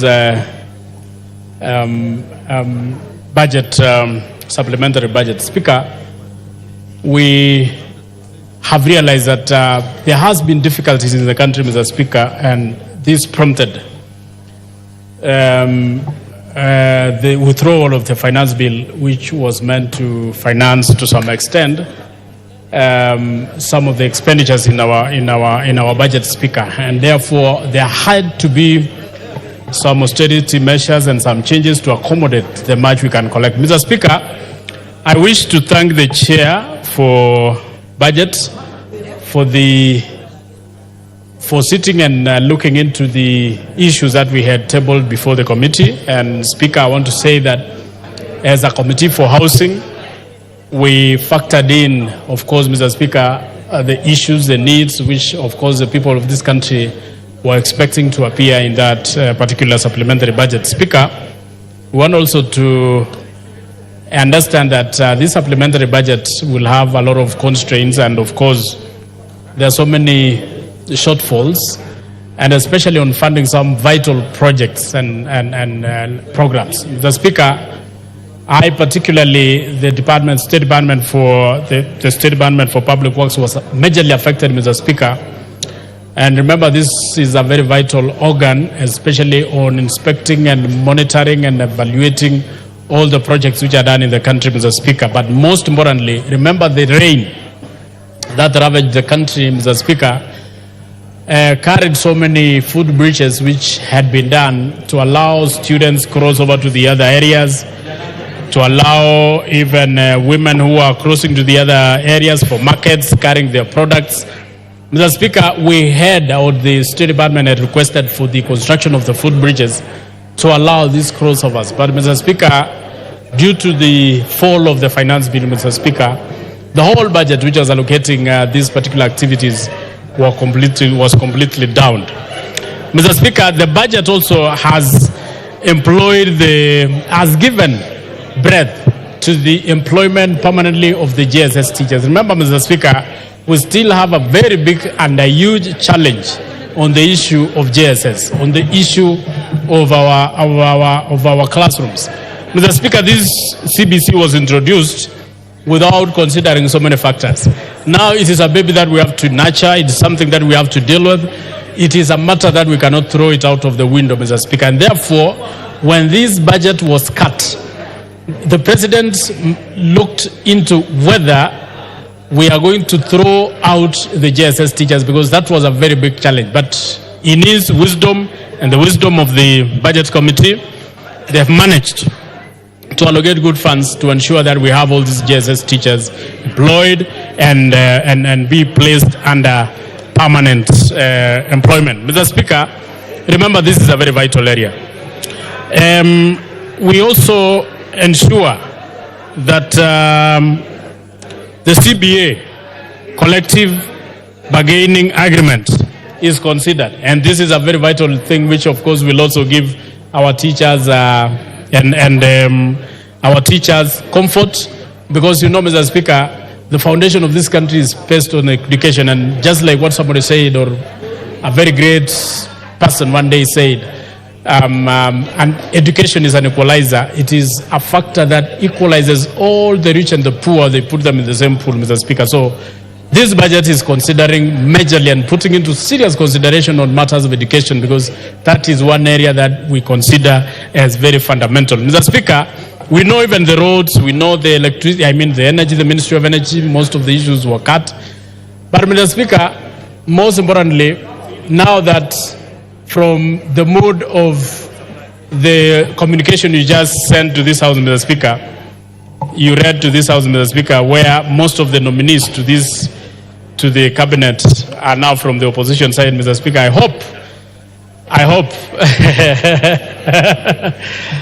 hope it is now going to bring harmony in this House and especially in the country, so that whatever business we are going to be transacting in this House will sail through.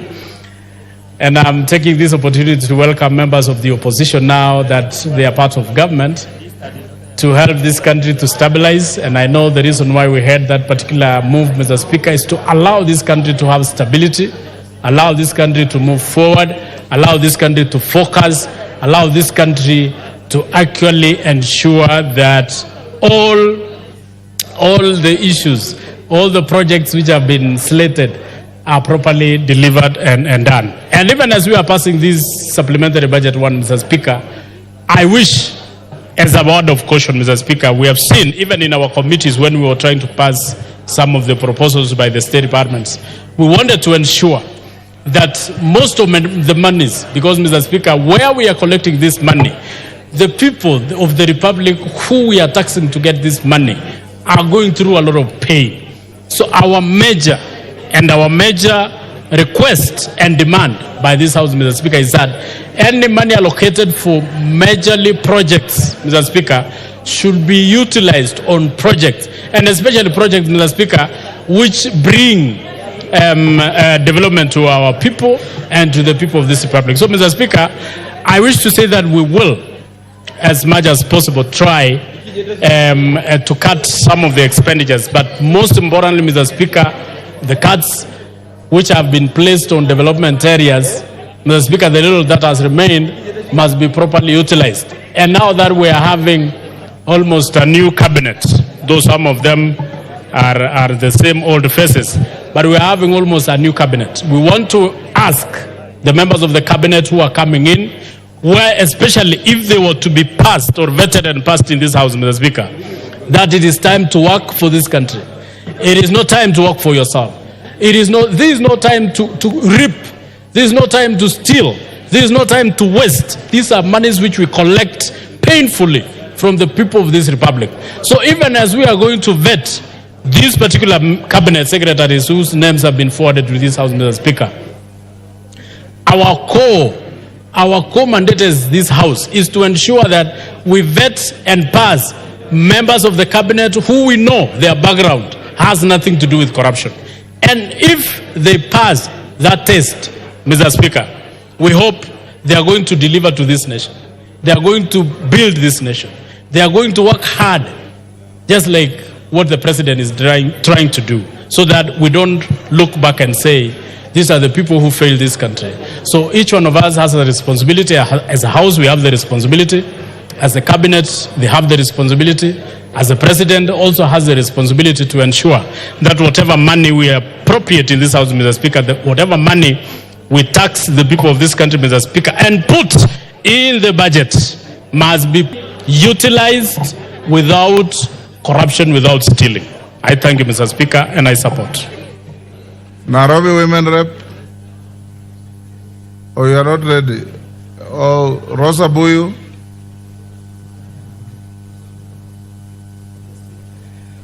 Thank you, Mr. Speaker, for giving me this opportunity. Mr. Speaker, first and foremost, in supporting the supplementary that we've just had, I would like to thank the Gen Zs for giving us the opportunity to relook at that budget. Mr. Speaker, I actually support, because when you look at what has been presented now, there is a lot of austerity measures that's been put in place, which means that money is going to go to good use. Mr. Speaker, however, I would like to say that there's still opportunity to better that budget by looking at duplication in different ministries. Mr. Speaker, when that is realigned, I'm sure the budget will even be lower. But Mr. Speaker, this afternoon, as a woman who has been on the forefront in the women's movement, I want to take this opportunity as a key member of ODM and Azimio. I want to take this opportunity to announce the new leader of minority, Mr. Speaker, the Honorable Millie Odhiambo Mabona. Mr. Speaker, nobody should tell me that I have no authority to do that. I've been in ODM since its inception from 2005. And I've seen women be so loyal to this party called ODM. I've seen women be on the forefront of Azimio. And it is time that a woman is given an opportunity to lead this party in the House. Mr. Speaker, Mr. Speaker, I'm speaking of a woman who's distinguished in terms of her contribution. Yes, order. There's a point of order. Yes, Kamket. What's your point of order?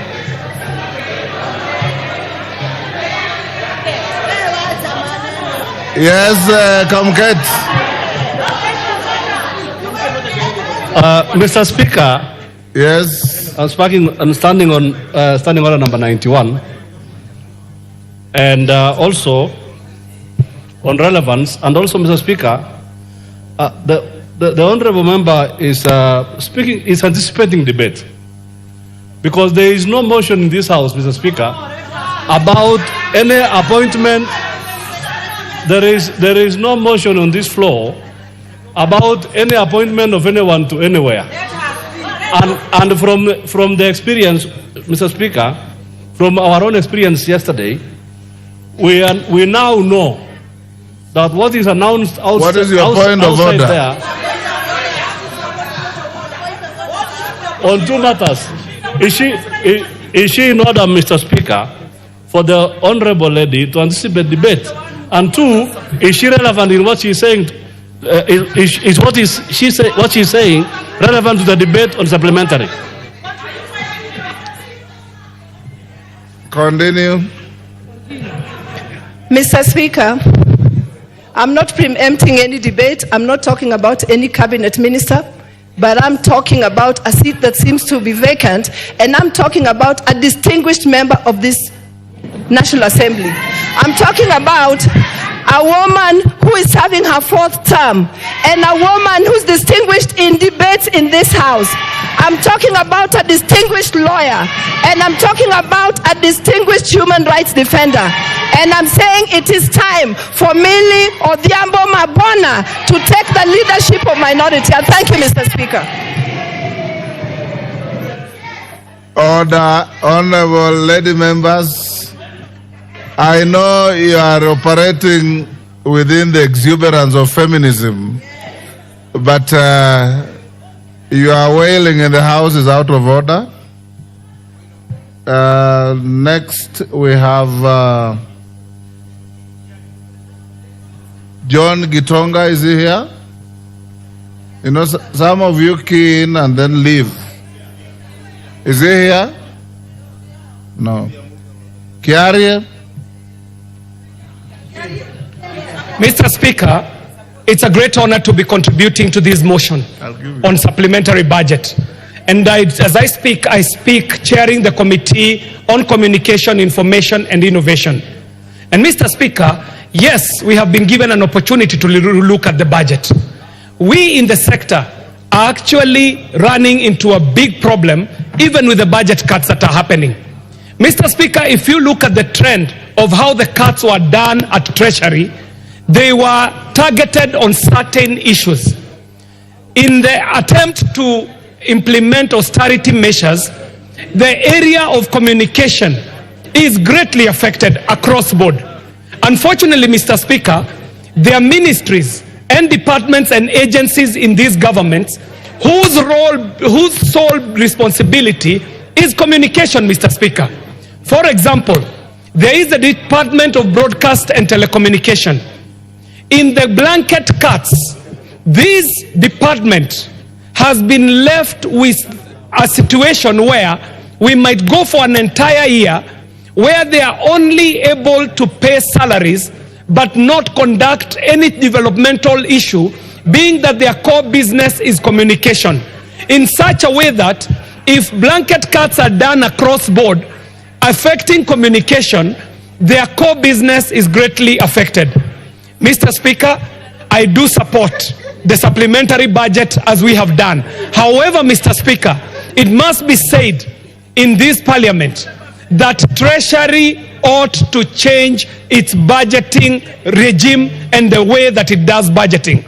Mr. Speaker, Treasury in this country has budgeted for ministries and departments in the same way as it has since 1963, so that sectors that have traditionally enjoyed big budgets continue to enjoy inordinately bigger budgets. The traditional sectors that are capital intensive, that are infrastructure intensive, have continually enjoyed big budgets that probably are even budgeted for corruption, Mr. Speaker. Emergent sectors, Mr. Speaker, like the sector of telecommunication, the sector of innovation, the sector of information, some of which were small departments in traditional bigger sectors. For example, the sector of ICT and digital economy was traditionally a small department within energy. In Treasury, to their mind, ICT and digital economy still remains in their mind a small department within energy. But if you look at the bottom-up economic transformational agenda, if you look at Marshall plans like the Kenya Superhighway, Digital Superhighway program, if you look at Vision 2030, emerging sectors like ICT and the digital economy might be the place where we find a solution for the issues that are being canvassed, even the issues that are being canvassed by the Gen Z on the streets.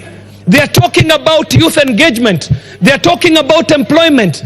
This employment will not come from the bigger sectors. It will not come from corporate Kenya. These youth will be meaningfully engaged if members in this house are able to institute digital innovation hubs in each and every ward of this country. It will happen when we are able to make connectivity, get to places like Wajir and Mandera and the other far-flung places in this country. These opportunities will be available when our young people are able to get digital online jobs, where they are able to go to a digital innovation hub in their village and they are able to be paid in dollars. But Mr. Speaker, that is the case we find ourselves in, where Treasury is still budgeting in the way they used to budget in the 60s. Mr. Speaker, our sector in the ICT and digital economy has proven that if you invest 1 shilling, you're going to reap 5 shillings out of that investment. So what we are decrying here, Mr. Speaker, I do stand up as a village crier, saying that even as we prosecute these budgets, Parliament will have to apply itself better so that we can lose 1 billion shillings recurrent fund from Coffee Cherry Fund. Mr. Speaker, I would want a clarification on why Coffee Cherry Fund is being reduced. In the excuse of that we are adding more coolers, does it mean that milk farmers who are receiving coolers are more important than coffee farmers? This is a question that I would want to get answer from the relevant committee, because it is not right for us to be playing public relations with our farmers. It is not right for us to be promising our farmers something on television, but when it comes to actual figures, we play around with figures.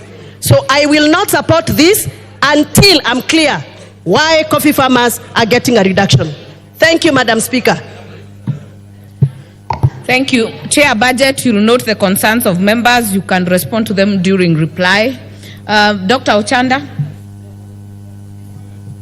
Thank you, Madam Speaker. Madam Speaker, I rise to support the motion on the basis of the timing, in terms of the time when it is falling in.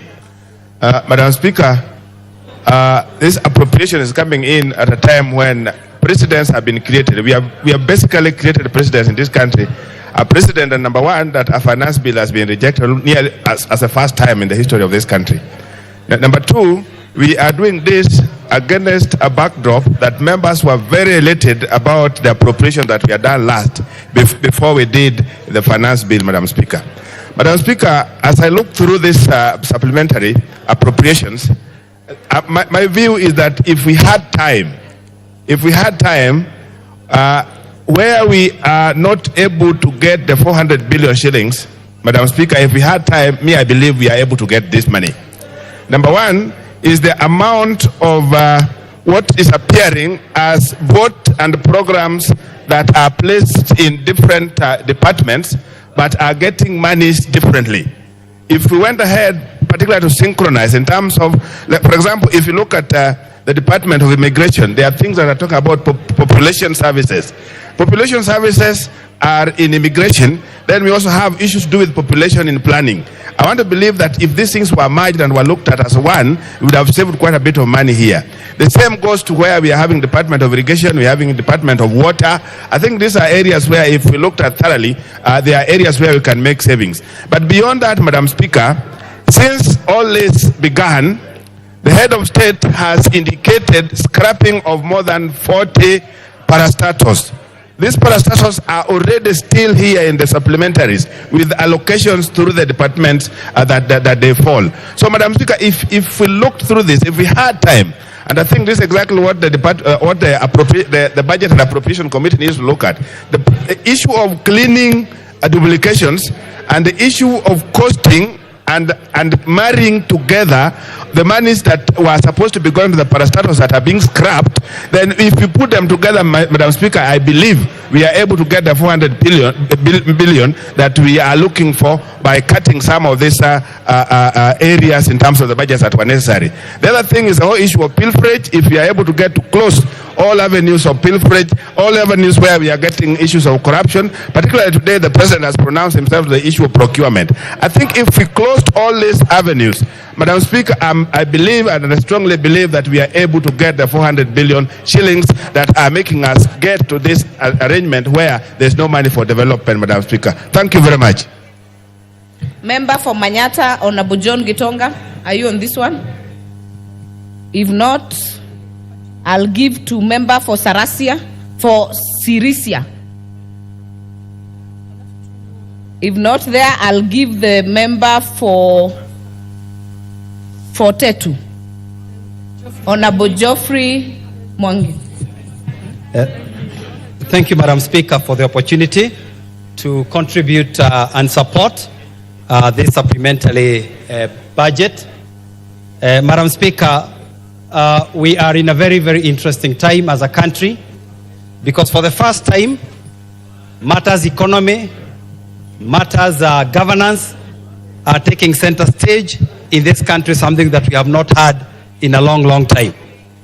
And it is good that we are relooking at our expenditure. It is good that we are relooking at how we raise funds.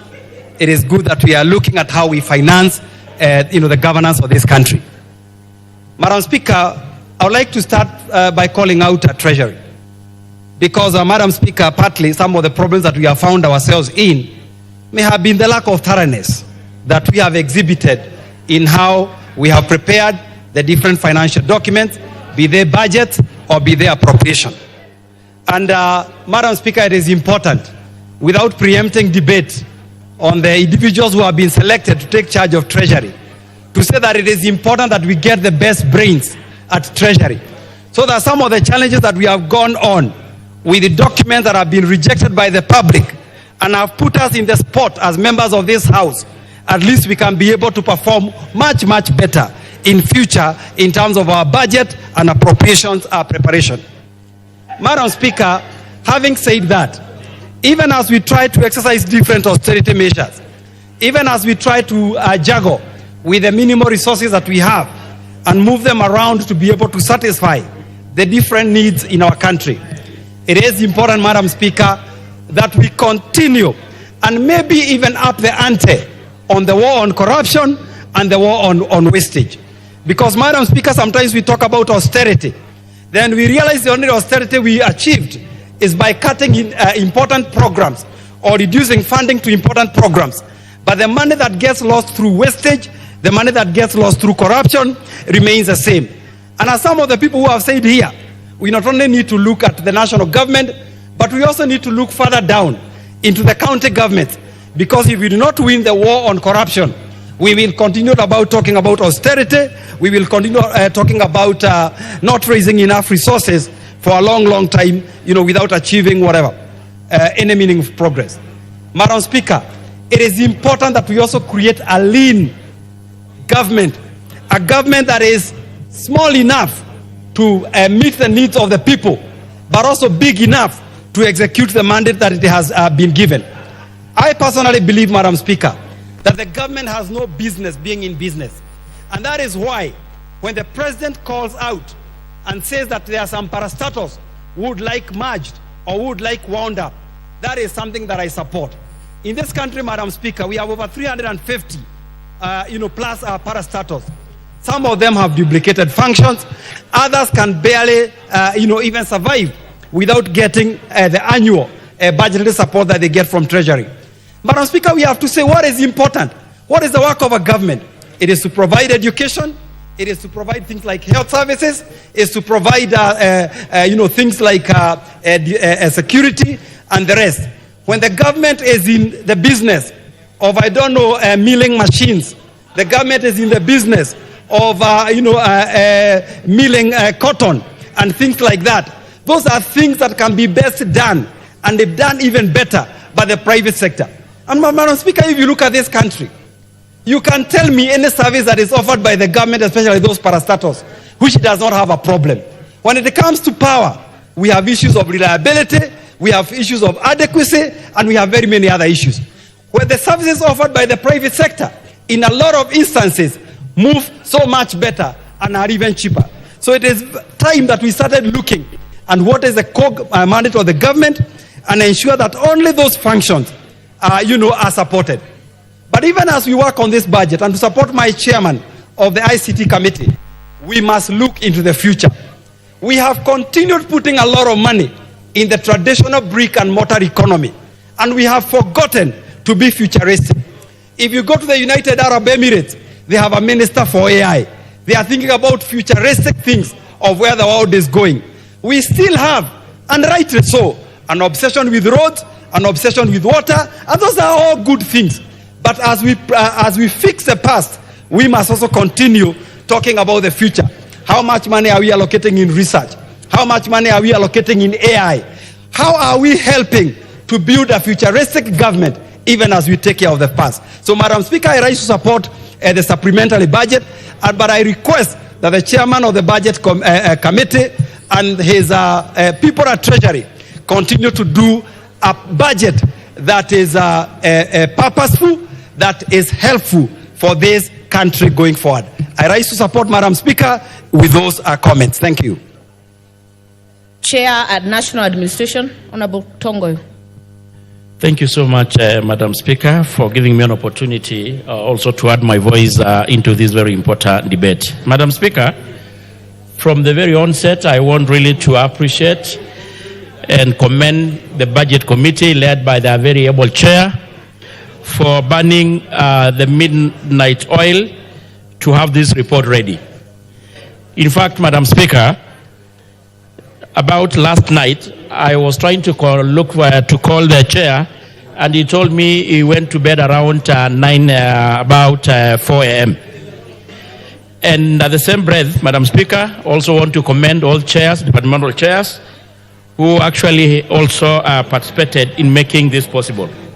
Madam Speaker, it is good to appreciate that we are doing this supplementary budget during a very hard moment, because it was actually primarily cuts resulting or occasioned by the stepping down or suspension of the Finance Bill 2024, which has really caused a lot of cuts across the all sectors, which we have got no option. We had just to accept as it is.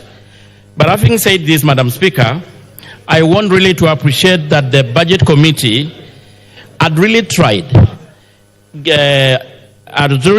to save and preserve the very critical and important program that are so beneficial to Kenyans. And just to mention a few, Madam Speaker, under the supplementary budget, there's still provision of money to absorb our GSS, which is a very positive step forward. We know majority of our youth are having a problem of unemployment, and absorbing the GSS will actually be a promise that the Kenya Kwanza government will be fulfilling. Madam Speaker, in the same budget, there is an increment for our police officers and the prisons warders, and it's actually across all the security sector. It is actually, Madam Speaker, you remember, we all have to appreciate the Maraga Task Force report recommended a 40% increase of salaries to our police officers.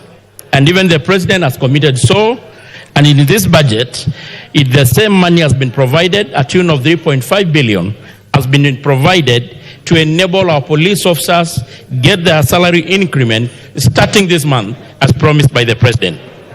Madam Speaker, and I know we are still going to look at other sectors like, of course, the welfare, the housing program, so that our police officers' welfare is going to be better. Madam Speaker, the issue like milk coolers is a very important sector, especially actually from the pastoralist community where we come from. Normally we say the cow belongs to the man, but milk belongs to the mothers. And the provision of milk coolers in the budget is a very critical component that is going to ensure that the livelihood of our farmers and our mothers is going to be uplifted. Madam Speaker, it's also important that, of course, the issue of CDF has been enhanced to enable these members, to enable and enhance their bursaries, to ensure that all kids in Kenya get their bursaries. Madam Speaker, I want to speak on the issue of the lease vehicle. In the same budget, Madam Speaker, there is a provision of slightly less than 10 billion money that is going to enable us to able to re-embark into the program of the lease vehicle, to enable our security agents, our Ngawa officers, to enable to get the very important kits of tools of service so that they can able to give service to Kenyans more effectively and efficiently. And especially even to mention those who are undertaking security operation in the North Rift and the northern part of Kenya. Madam Speaker, in the same budget, we noted, of course, that there is the money for the public participation has been ring-fenced and protected so that the members who crisscross the entire country, taking the views of Kenyans, will be able to have this project provided to give the needed services. But having said this, Madam Speaker, and I hope the chair budget is listening to this, in the police sector, we had anticipated to have a lot of raft of reform and to enable our police officers to perform their duties and provide the tool of service. But in the development... Chair budget, that Kamukunji has gone on too long. Honorable Tongo is addressing a matter to you so that you can be able to respond, especially the chairs of departmental committees. Yeah, thank you so much, Madam Speaker. Chair budget, I was mentioning that having appreciated a lot of the development and good thing that has been considered in the policing sector, where we are anticipated to do a lot of reform to enable our security agents perform their duty more effectively, the money for the modernization is lacking. It has got a zero budget. In fact, Madam Speaker and the chair budget, it's good to note this, even the money to do the crowd management, you know, the tear gas, the protective gears, is zero in this budget. I will kindly plead to the chair, when we go to the appropriation or even actually stage, whether we can get some small money to enable the pastoralist community restock there, because that is their source of livelihood, Madam Speaker. So, Chair, kindly, and I don't want to preempt, but we have got the issue of equalization is not bad. If Chair, kindly, I want Chair to listen to this. The issue of restocking is very important to pastoralist communities, and I can see even my colleague Peter Locha is agreeing with this. The farmers, the pastoralists lost a lot of head of cattle during the drought. Even others did through this issue of cattle rustling. I will beseech and call upon the chair budget and this house to look around where they can get some 2 billion or so that we can able to have money to take back to the restocking program. And having said this, we can, Madam Speaker, this house is a budget-making house, and I'm sure we can still able to get some money to to put some money into that program. Having said this, I want to support this, and I'm really very happy and still commend all of us chairs who participated to make this possible. Thank you, Madam Speaker. Very well, member for Wajir, Honorable Fatuma.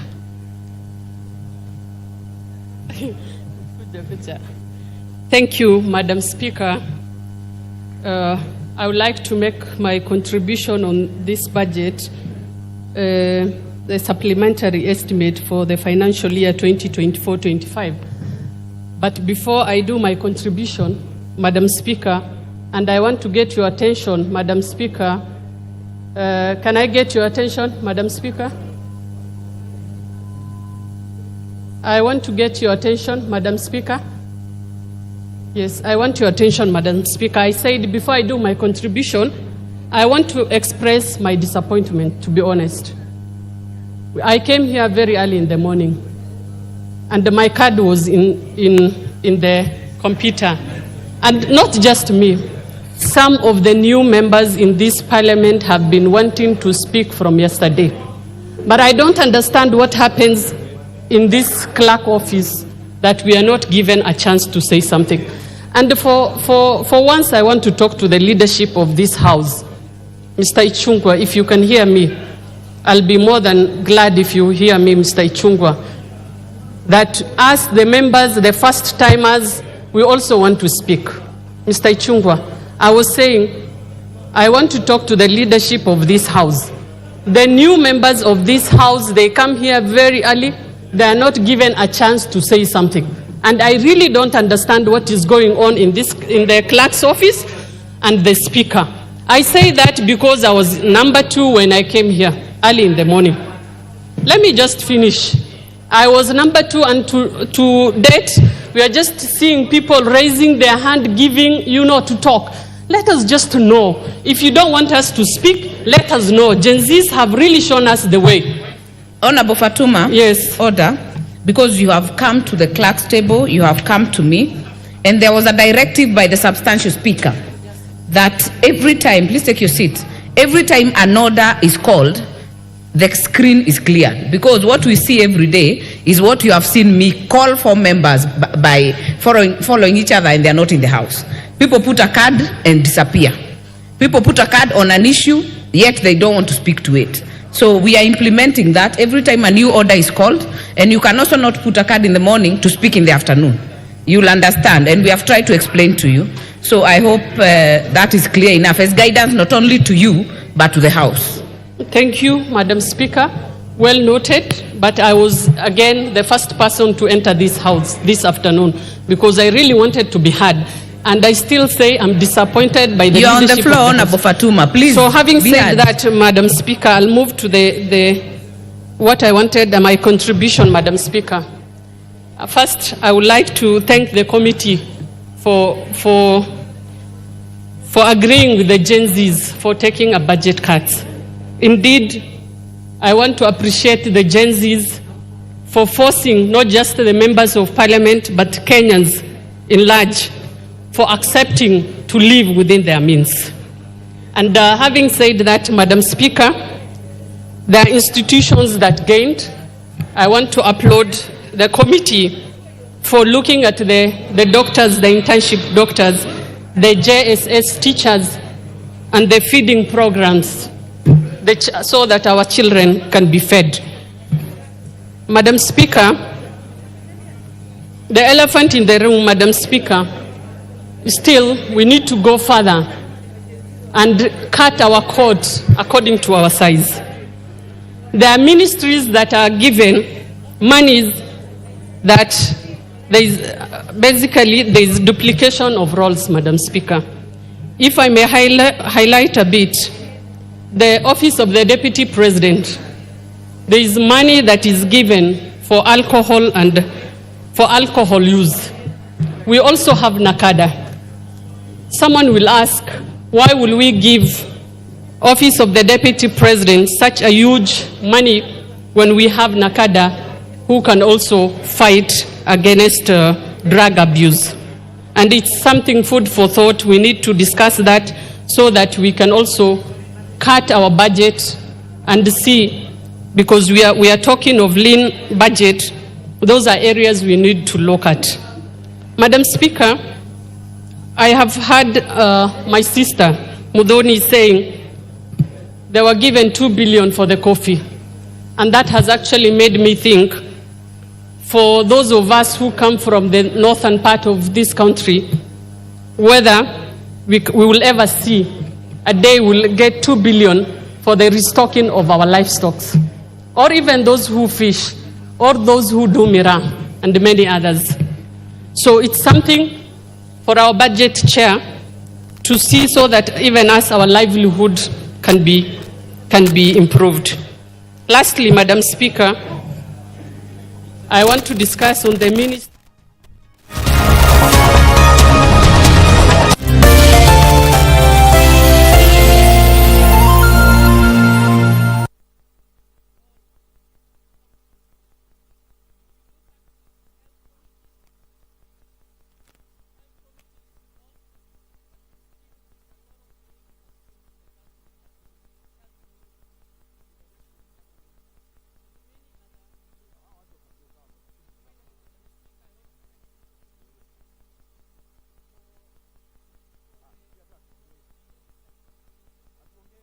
and other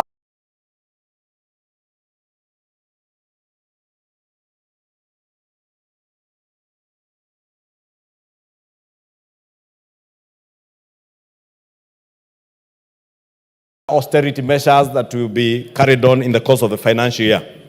Honorable Speaker, it's important to say this so that Kenyans get to understand that every finance act or every finance bill that consequently becomes a finance act comes to finance government operations and the budgets that we have budgeted for the people of Kenya. And I've heard many members lament this and that budget has been cut. Yes, this and that budget will be cut. And indeed, I heard the member of Githunguri complain that the coffee cherry revolving fund has lost 1 billion shillings, but failed to inform coffee farmers that they have an additional 3 billion shillings. But they would have gotten an additional 4 billion shillings this financial year. But also, Honorable Speaker, as rightly as she said, and she was asking, I don't know whether sarcastically, that whether dairy farmers or milk farmers are more important than coffee farmers. All farmers in the Republic of Kenya are important farmers.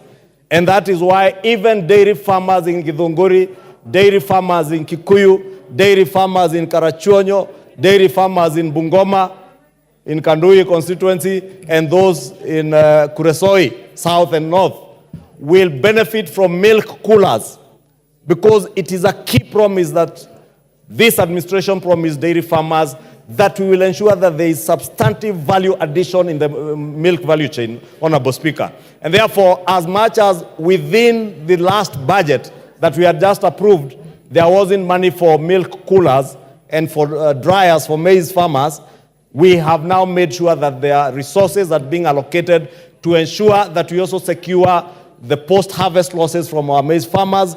We secure our dairy products by having coolers around our country in dairies in almost all our wards, Honorable Speaker. And I know we don't have adequate resources, courtesy of the rejection of the finance bill, to be able to roll out everything that ought to have been rolled out, Honorable Speaker.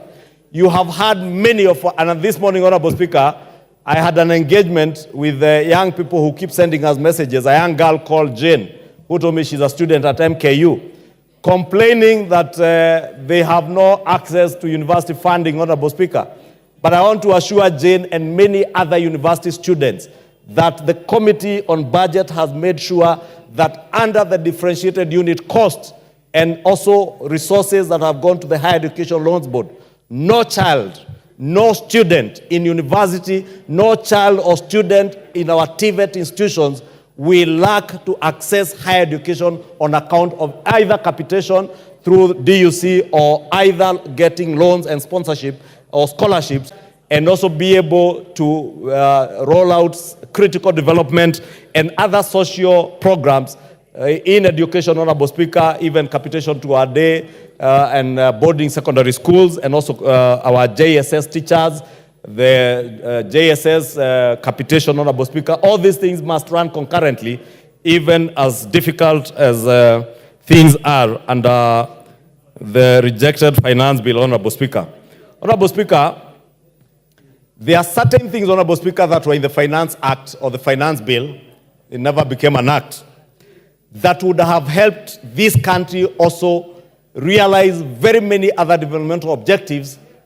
And for instance, Honorable Speaker, was the waiver or the exemption on penalties on tax amnesty, or rather the tax amnesty provision that was there in the Finance Bill. Honorable Speaker, I am hoping that with time, the Finance Committee will make consideration to see how we can rescue some of these very positive things that were demonized within the Finance Bill that would have done very well for this economy, Honorable Speaker. That waiver, or the tax amnesty waiver, Honorable Speaker, easily generates close to between 30 to 40 billion shillings, and at the same time allows business people in this country an opportunity to save from penalties that have been penalized by KRA on account especially of bills they have not paid, because government is also holding their money under the pending bills, Honorable Speaker. And I want to pray and hope that the Finance Committee and indeed the National Treasury are working on two ways that they can rescue some of these good things, Honorable Speaker. Honorable Speaker, if you listen to people speak about the creation of jobs, we say the bottom-up economic transformation agenda is anchored on job creation, Honorable Speaker. We tried, Honorable Speaker, during the Finance Bill debate to speak to Kenyans, and in some of the measures that were in the Finance Bill spoke to job creation. But unfortunately, under the circumstances, it was difficult to get that message across to Kenyans. When we spoke about the manufacture of diapers, manufacture of sanitary towels, Honorable Speaker, we were simply trying to safeguard local manufacturing, to ensure that our industries are thriving to create jobs locally, to ensure that those industries are generating revenues in this economy, not exporting jobs to other countries in the Far East, not exporting our forex to countries in the Far East as we import. And I'm glad I heard this afternoon the President speak to it, that it is time we had a conversation as Kenyans as to whether we want to make our economy one large supermarket to merchandise products manufactured and creating jobs in other economies outside of our economy, or whether we want to make our country a manufacturing hub where we'll be able to manufacture sanitary towels, diapers, and all those other things, Honorable Speaker. I've had members contribute to the issue of farmers. And that's what I was asking about, whether milk farmers are more important. Those who are claiming milk farmers seems to be getting preferential treatment versus coffee farmers. That, Honorable Speaker, within the Finance Bill, we had provisions that sought to protect poultry farmers. Many of our peasant farmers are in poultry rearing. Others are growing potatoes, Honorable Speaker. Others are growing onions. We sought to protect the onion farmer. We sought to protect the potato farmer, the poultry farmer from cheap imports of eggs, of potatoes. What reason is there, Honorable Speaker, for us to be growing onions in Loitoktok or in Kieni, in Nyeri County, and allow the importation of cheaper onions from Tanzania at the expense of the farmer in Kieni? Why would a farmer in Mochongoi, in Baringo County, or in Kinangop in Nyandarua be growing potatoes, yet my famous KFC and other cheap joints in town are importing potatoes from as far as Mexico and Netherlands? We must protect our local farmers, Honorable Speaker. And these are some of the measures that I'm saying we will need time to now soberly look at all these things and know how else can we finance the deficit that we have. Honorable Speaker, in conclusion, the revenue estimates that are contained in the budget that we approved, and even in this supplementary budget, are usually very optimistic. If you look at where our country is today, we have been told we are losing not less than 6 billion shillings. Every day we are out in the streets stopping other people from going to work. The import of that, Honorable Speaker, is that we may not realize the revenue projections that we have projected in this supplementary budget. The consequence of that will be additional borrowing. That borrowing will have ramification on our cost of borrowing locally in the domestic market, because you have to borrow from the domestic market. It will have an implication on how much business people, or the rate at which business people can borrow, how much investments they can invest in, how many jobs they can be able to create for young Kenyans. And therefore, Honorable Speaker, I just want to speak to Kenyans and ask them, let us reason together. Let us act in a manner that we will not destroy our economy as we seek to fix that which we seek to fix in our country. It is possible, as I said, to chew gum and scale the stairs, Honorable Speaker, together. And I believe together, we as a country can be able to do that. We can be able to fix the economic mess that we are in. We can be able to fix our politics without fighting, without injuring each other. We can be able to grow this economy and get it to where it ought to be. And Honorable Speaker, let me conclude by saying this first supplementary budget, as I said, is unprecedented. But I want to believe in the next few months, inevitably, we will get into a second.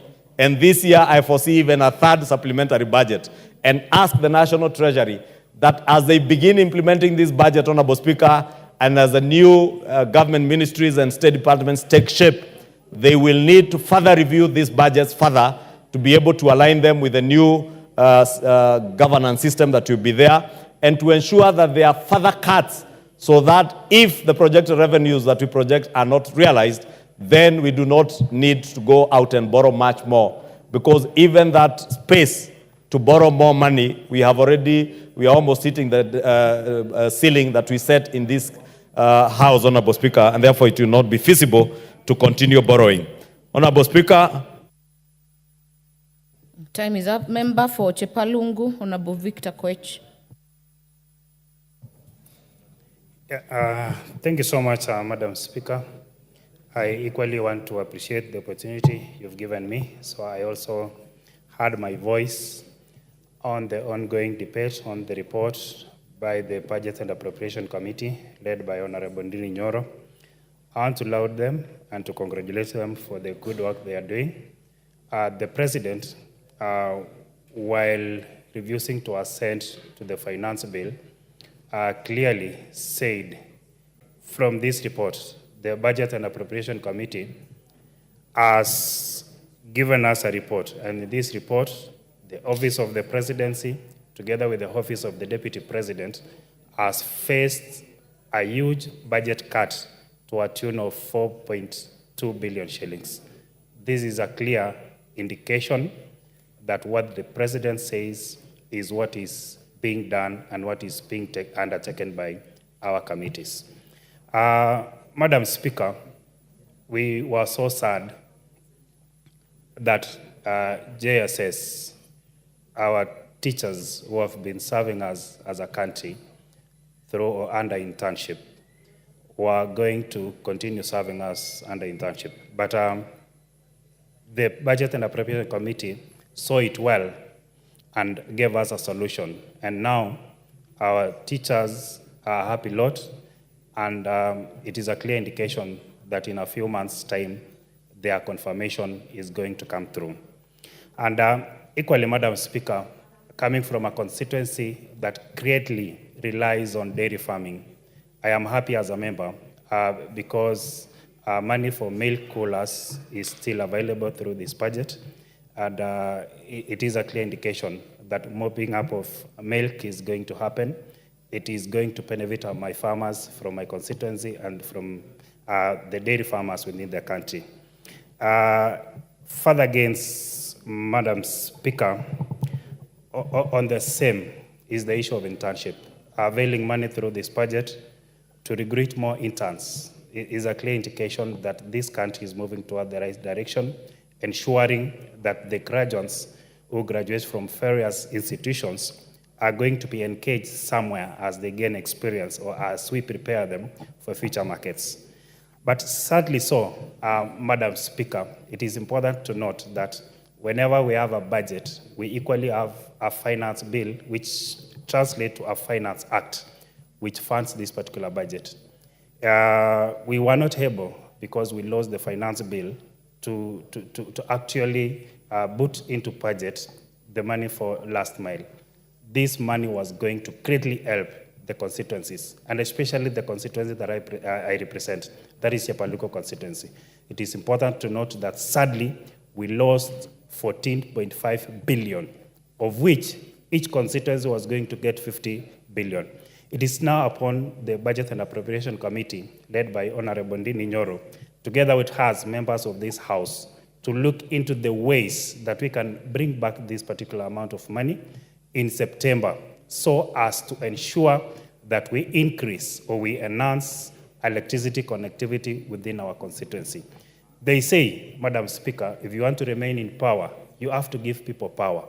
And if we fail to give people power, we'll be answerable to the people that gave us these particular seats when it comes to 2027. It is important as a House that we sit down, look into the ways of how we can bring back this 14.5 billion that was going to help not only my constituency, but all the constituencies in the entire country. Madam Speaker, it is sadly also to note that we lost 10 billion that was going to enhance CDF. We all know the amount of work, the magnitude of the work that is being undertaken by CDF. We are losing 10 billion that was going to increase money to our constituencies by a margin of around 30 million by constituency. This means for constituencies that have been left behind for so long, like Chepaluko constituency, that is still facing a lot of dilapidation of infrastructure. Madam Speaker, this money would have greatly impacted on the infrastructure within the constituency that I represent, and equally to the entire country. It is now upon us, upon this honorable House, upon the chair, upon the committee, the Budget and Appropriation Committee, to look into the ways of bringing back this particular money so as to improve on the infrastructure of education, to improve on bursaries. In the rural constituencies that we represent, Madam Speaker, most of the people that go to school rely heavily on bursaries, and we don't enhance it, it means that we are not coping with the increase in population. Madam Speaker, on the roads, just like any other department, just like any other saga, roads have actually faced a major cut. Entirely, as a budget, we are losing over 100 billion.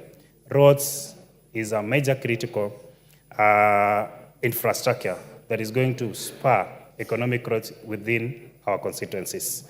The finance bill that was drawn out that didn't work was seeking to find and allocate money and appropriate money that was going to handle roads that have been orphaned for so long. In our constituency, cutting across 3 constituencies, that is Daraja Sita, Chebole, going to Chebunya and Emuru Adigiri, we have a road that was done that was low volume, that requires maintenance. This money is not available simply because we didn't find money. We didn't pass, we actually passed, but it wasn't ascended, the finance bill. It is now upon this House, upon the Budget and Appropriation Committee to sit back together with the chair for roads and find ways. We need to find ways of handling these particular roads. They are major connectors, but sadly, Madam Speaker, they have remained unpassable for so many years. We've been promising, but the promise is not coming. It is now upon this House that we sit down, analyze our budget well, find ways and possible solutions of allocating money to these particular orphan roads. Because if they remain unmaintained for this long, we will lose the purpose for which they were constructed for. And Madam Speaker, having said so, equally, the 3 things that we are elected to serve our people majorly is on water, electricity, and roads. On water, if we are continue to underfund the water sector, then it means, Madam Speaker, our people will not access clean drinking and even domestic water. If it so exists so, Madam Speaker, we as a country are not leading in the right direction. And even as we lament and talk about this budget, it is not appropriate that we sit back and say we're not going to make further adjustment and allocate more money into water sector. It is now upon us, upon the chair, that we should allocate money to water. We should deliberately allocate more money to energy, to roads, and to education. Sadly, Madam Speaker, the Ministry of Education, or the Department of Education, lost money for infrastructure. This money for infrastructure normally comes in to add up to what CDF does. In a constituency that I represent, that so many schools are still in a sorry situation, Madam Speaker, this money normally comes up to add up to what I do as a member of parliament. Kneeling, or actually saying that this money is no longer available, is destroying a constituency that was going to develop further. It is now upon the chair, and I implore upon you, Honorable Ndindi Nyoro, to find ways. The infrastructural money was critical to rural constituencies. We implore upon you, together with your committee, we will help you as a house to find ways of bringing back the infrastructural money. With so a few remarks, I want to say I support the appropriation bill. Member for Nairobi, Honorable Passaris. Thank you, Madam Speaker, for giving me this opportunity to speak to this historic supplementary budget. But before I go to the budget, I want to say that yesterday was a very sad day for my county. From the daytime when there was demonstrations, we saw the residential areas of Pipeline, and through the night, the residential areas of Zimmerman in Roysambu being tear-gassed, houses and apartments. It's a highly congested area, high populace. I spoke to the member for Roysambu this morning, Mwafrika, Honorable Mwafrika. He was equally disturbed by what was going on. I spoke to the acting IG, Douglas Kanja, and the Nairobi Arched. It's the police. But you know, we saw the infiltration of the Gen Z movement by criminal elements, by goons. And even in Roysambu yesterday, the people that actually came to Roysambu yesterday were actually people that were not from that county. The county was peaceful during the day, and they rained terror at night. So the thing is, as a country, we have to always look for peace. We have seen enough bloodshed, and right now, you know, the government has formed a broad-based parliament, and I really believe that together we can actually be able to steer this country in the right direction. There were so many things in the manifesto of Azimio that could actually complement the government. And I know that Baba has the heart of all the Gen Zs, because for the existence of the ODM party has been 19.5 years, which is the Gen Zs. We have Gen Zs that are 12 years old up to 26 years old. The 12-year-olds are in school. We can't disrupt their education every day.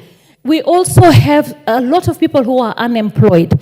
The unemployed and those who are employed are now also having challenges. We've had cancellations, we've had job cuts, and we need to act in the right direction. Everything that the Gen Zs have spoken about for in the counties can really help. If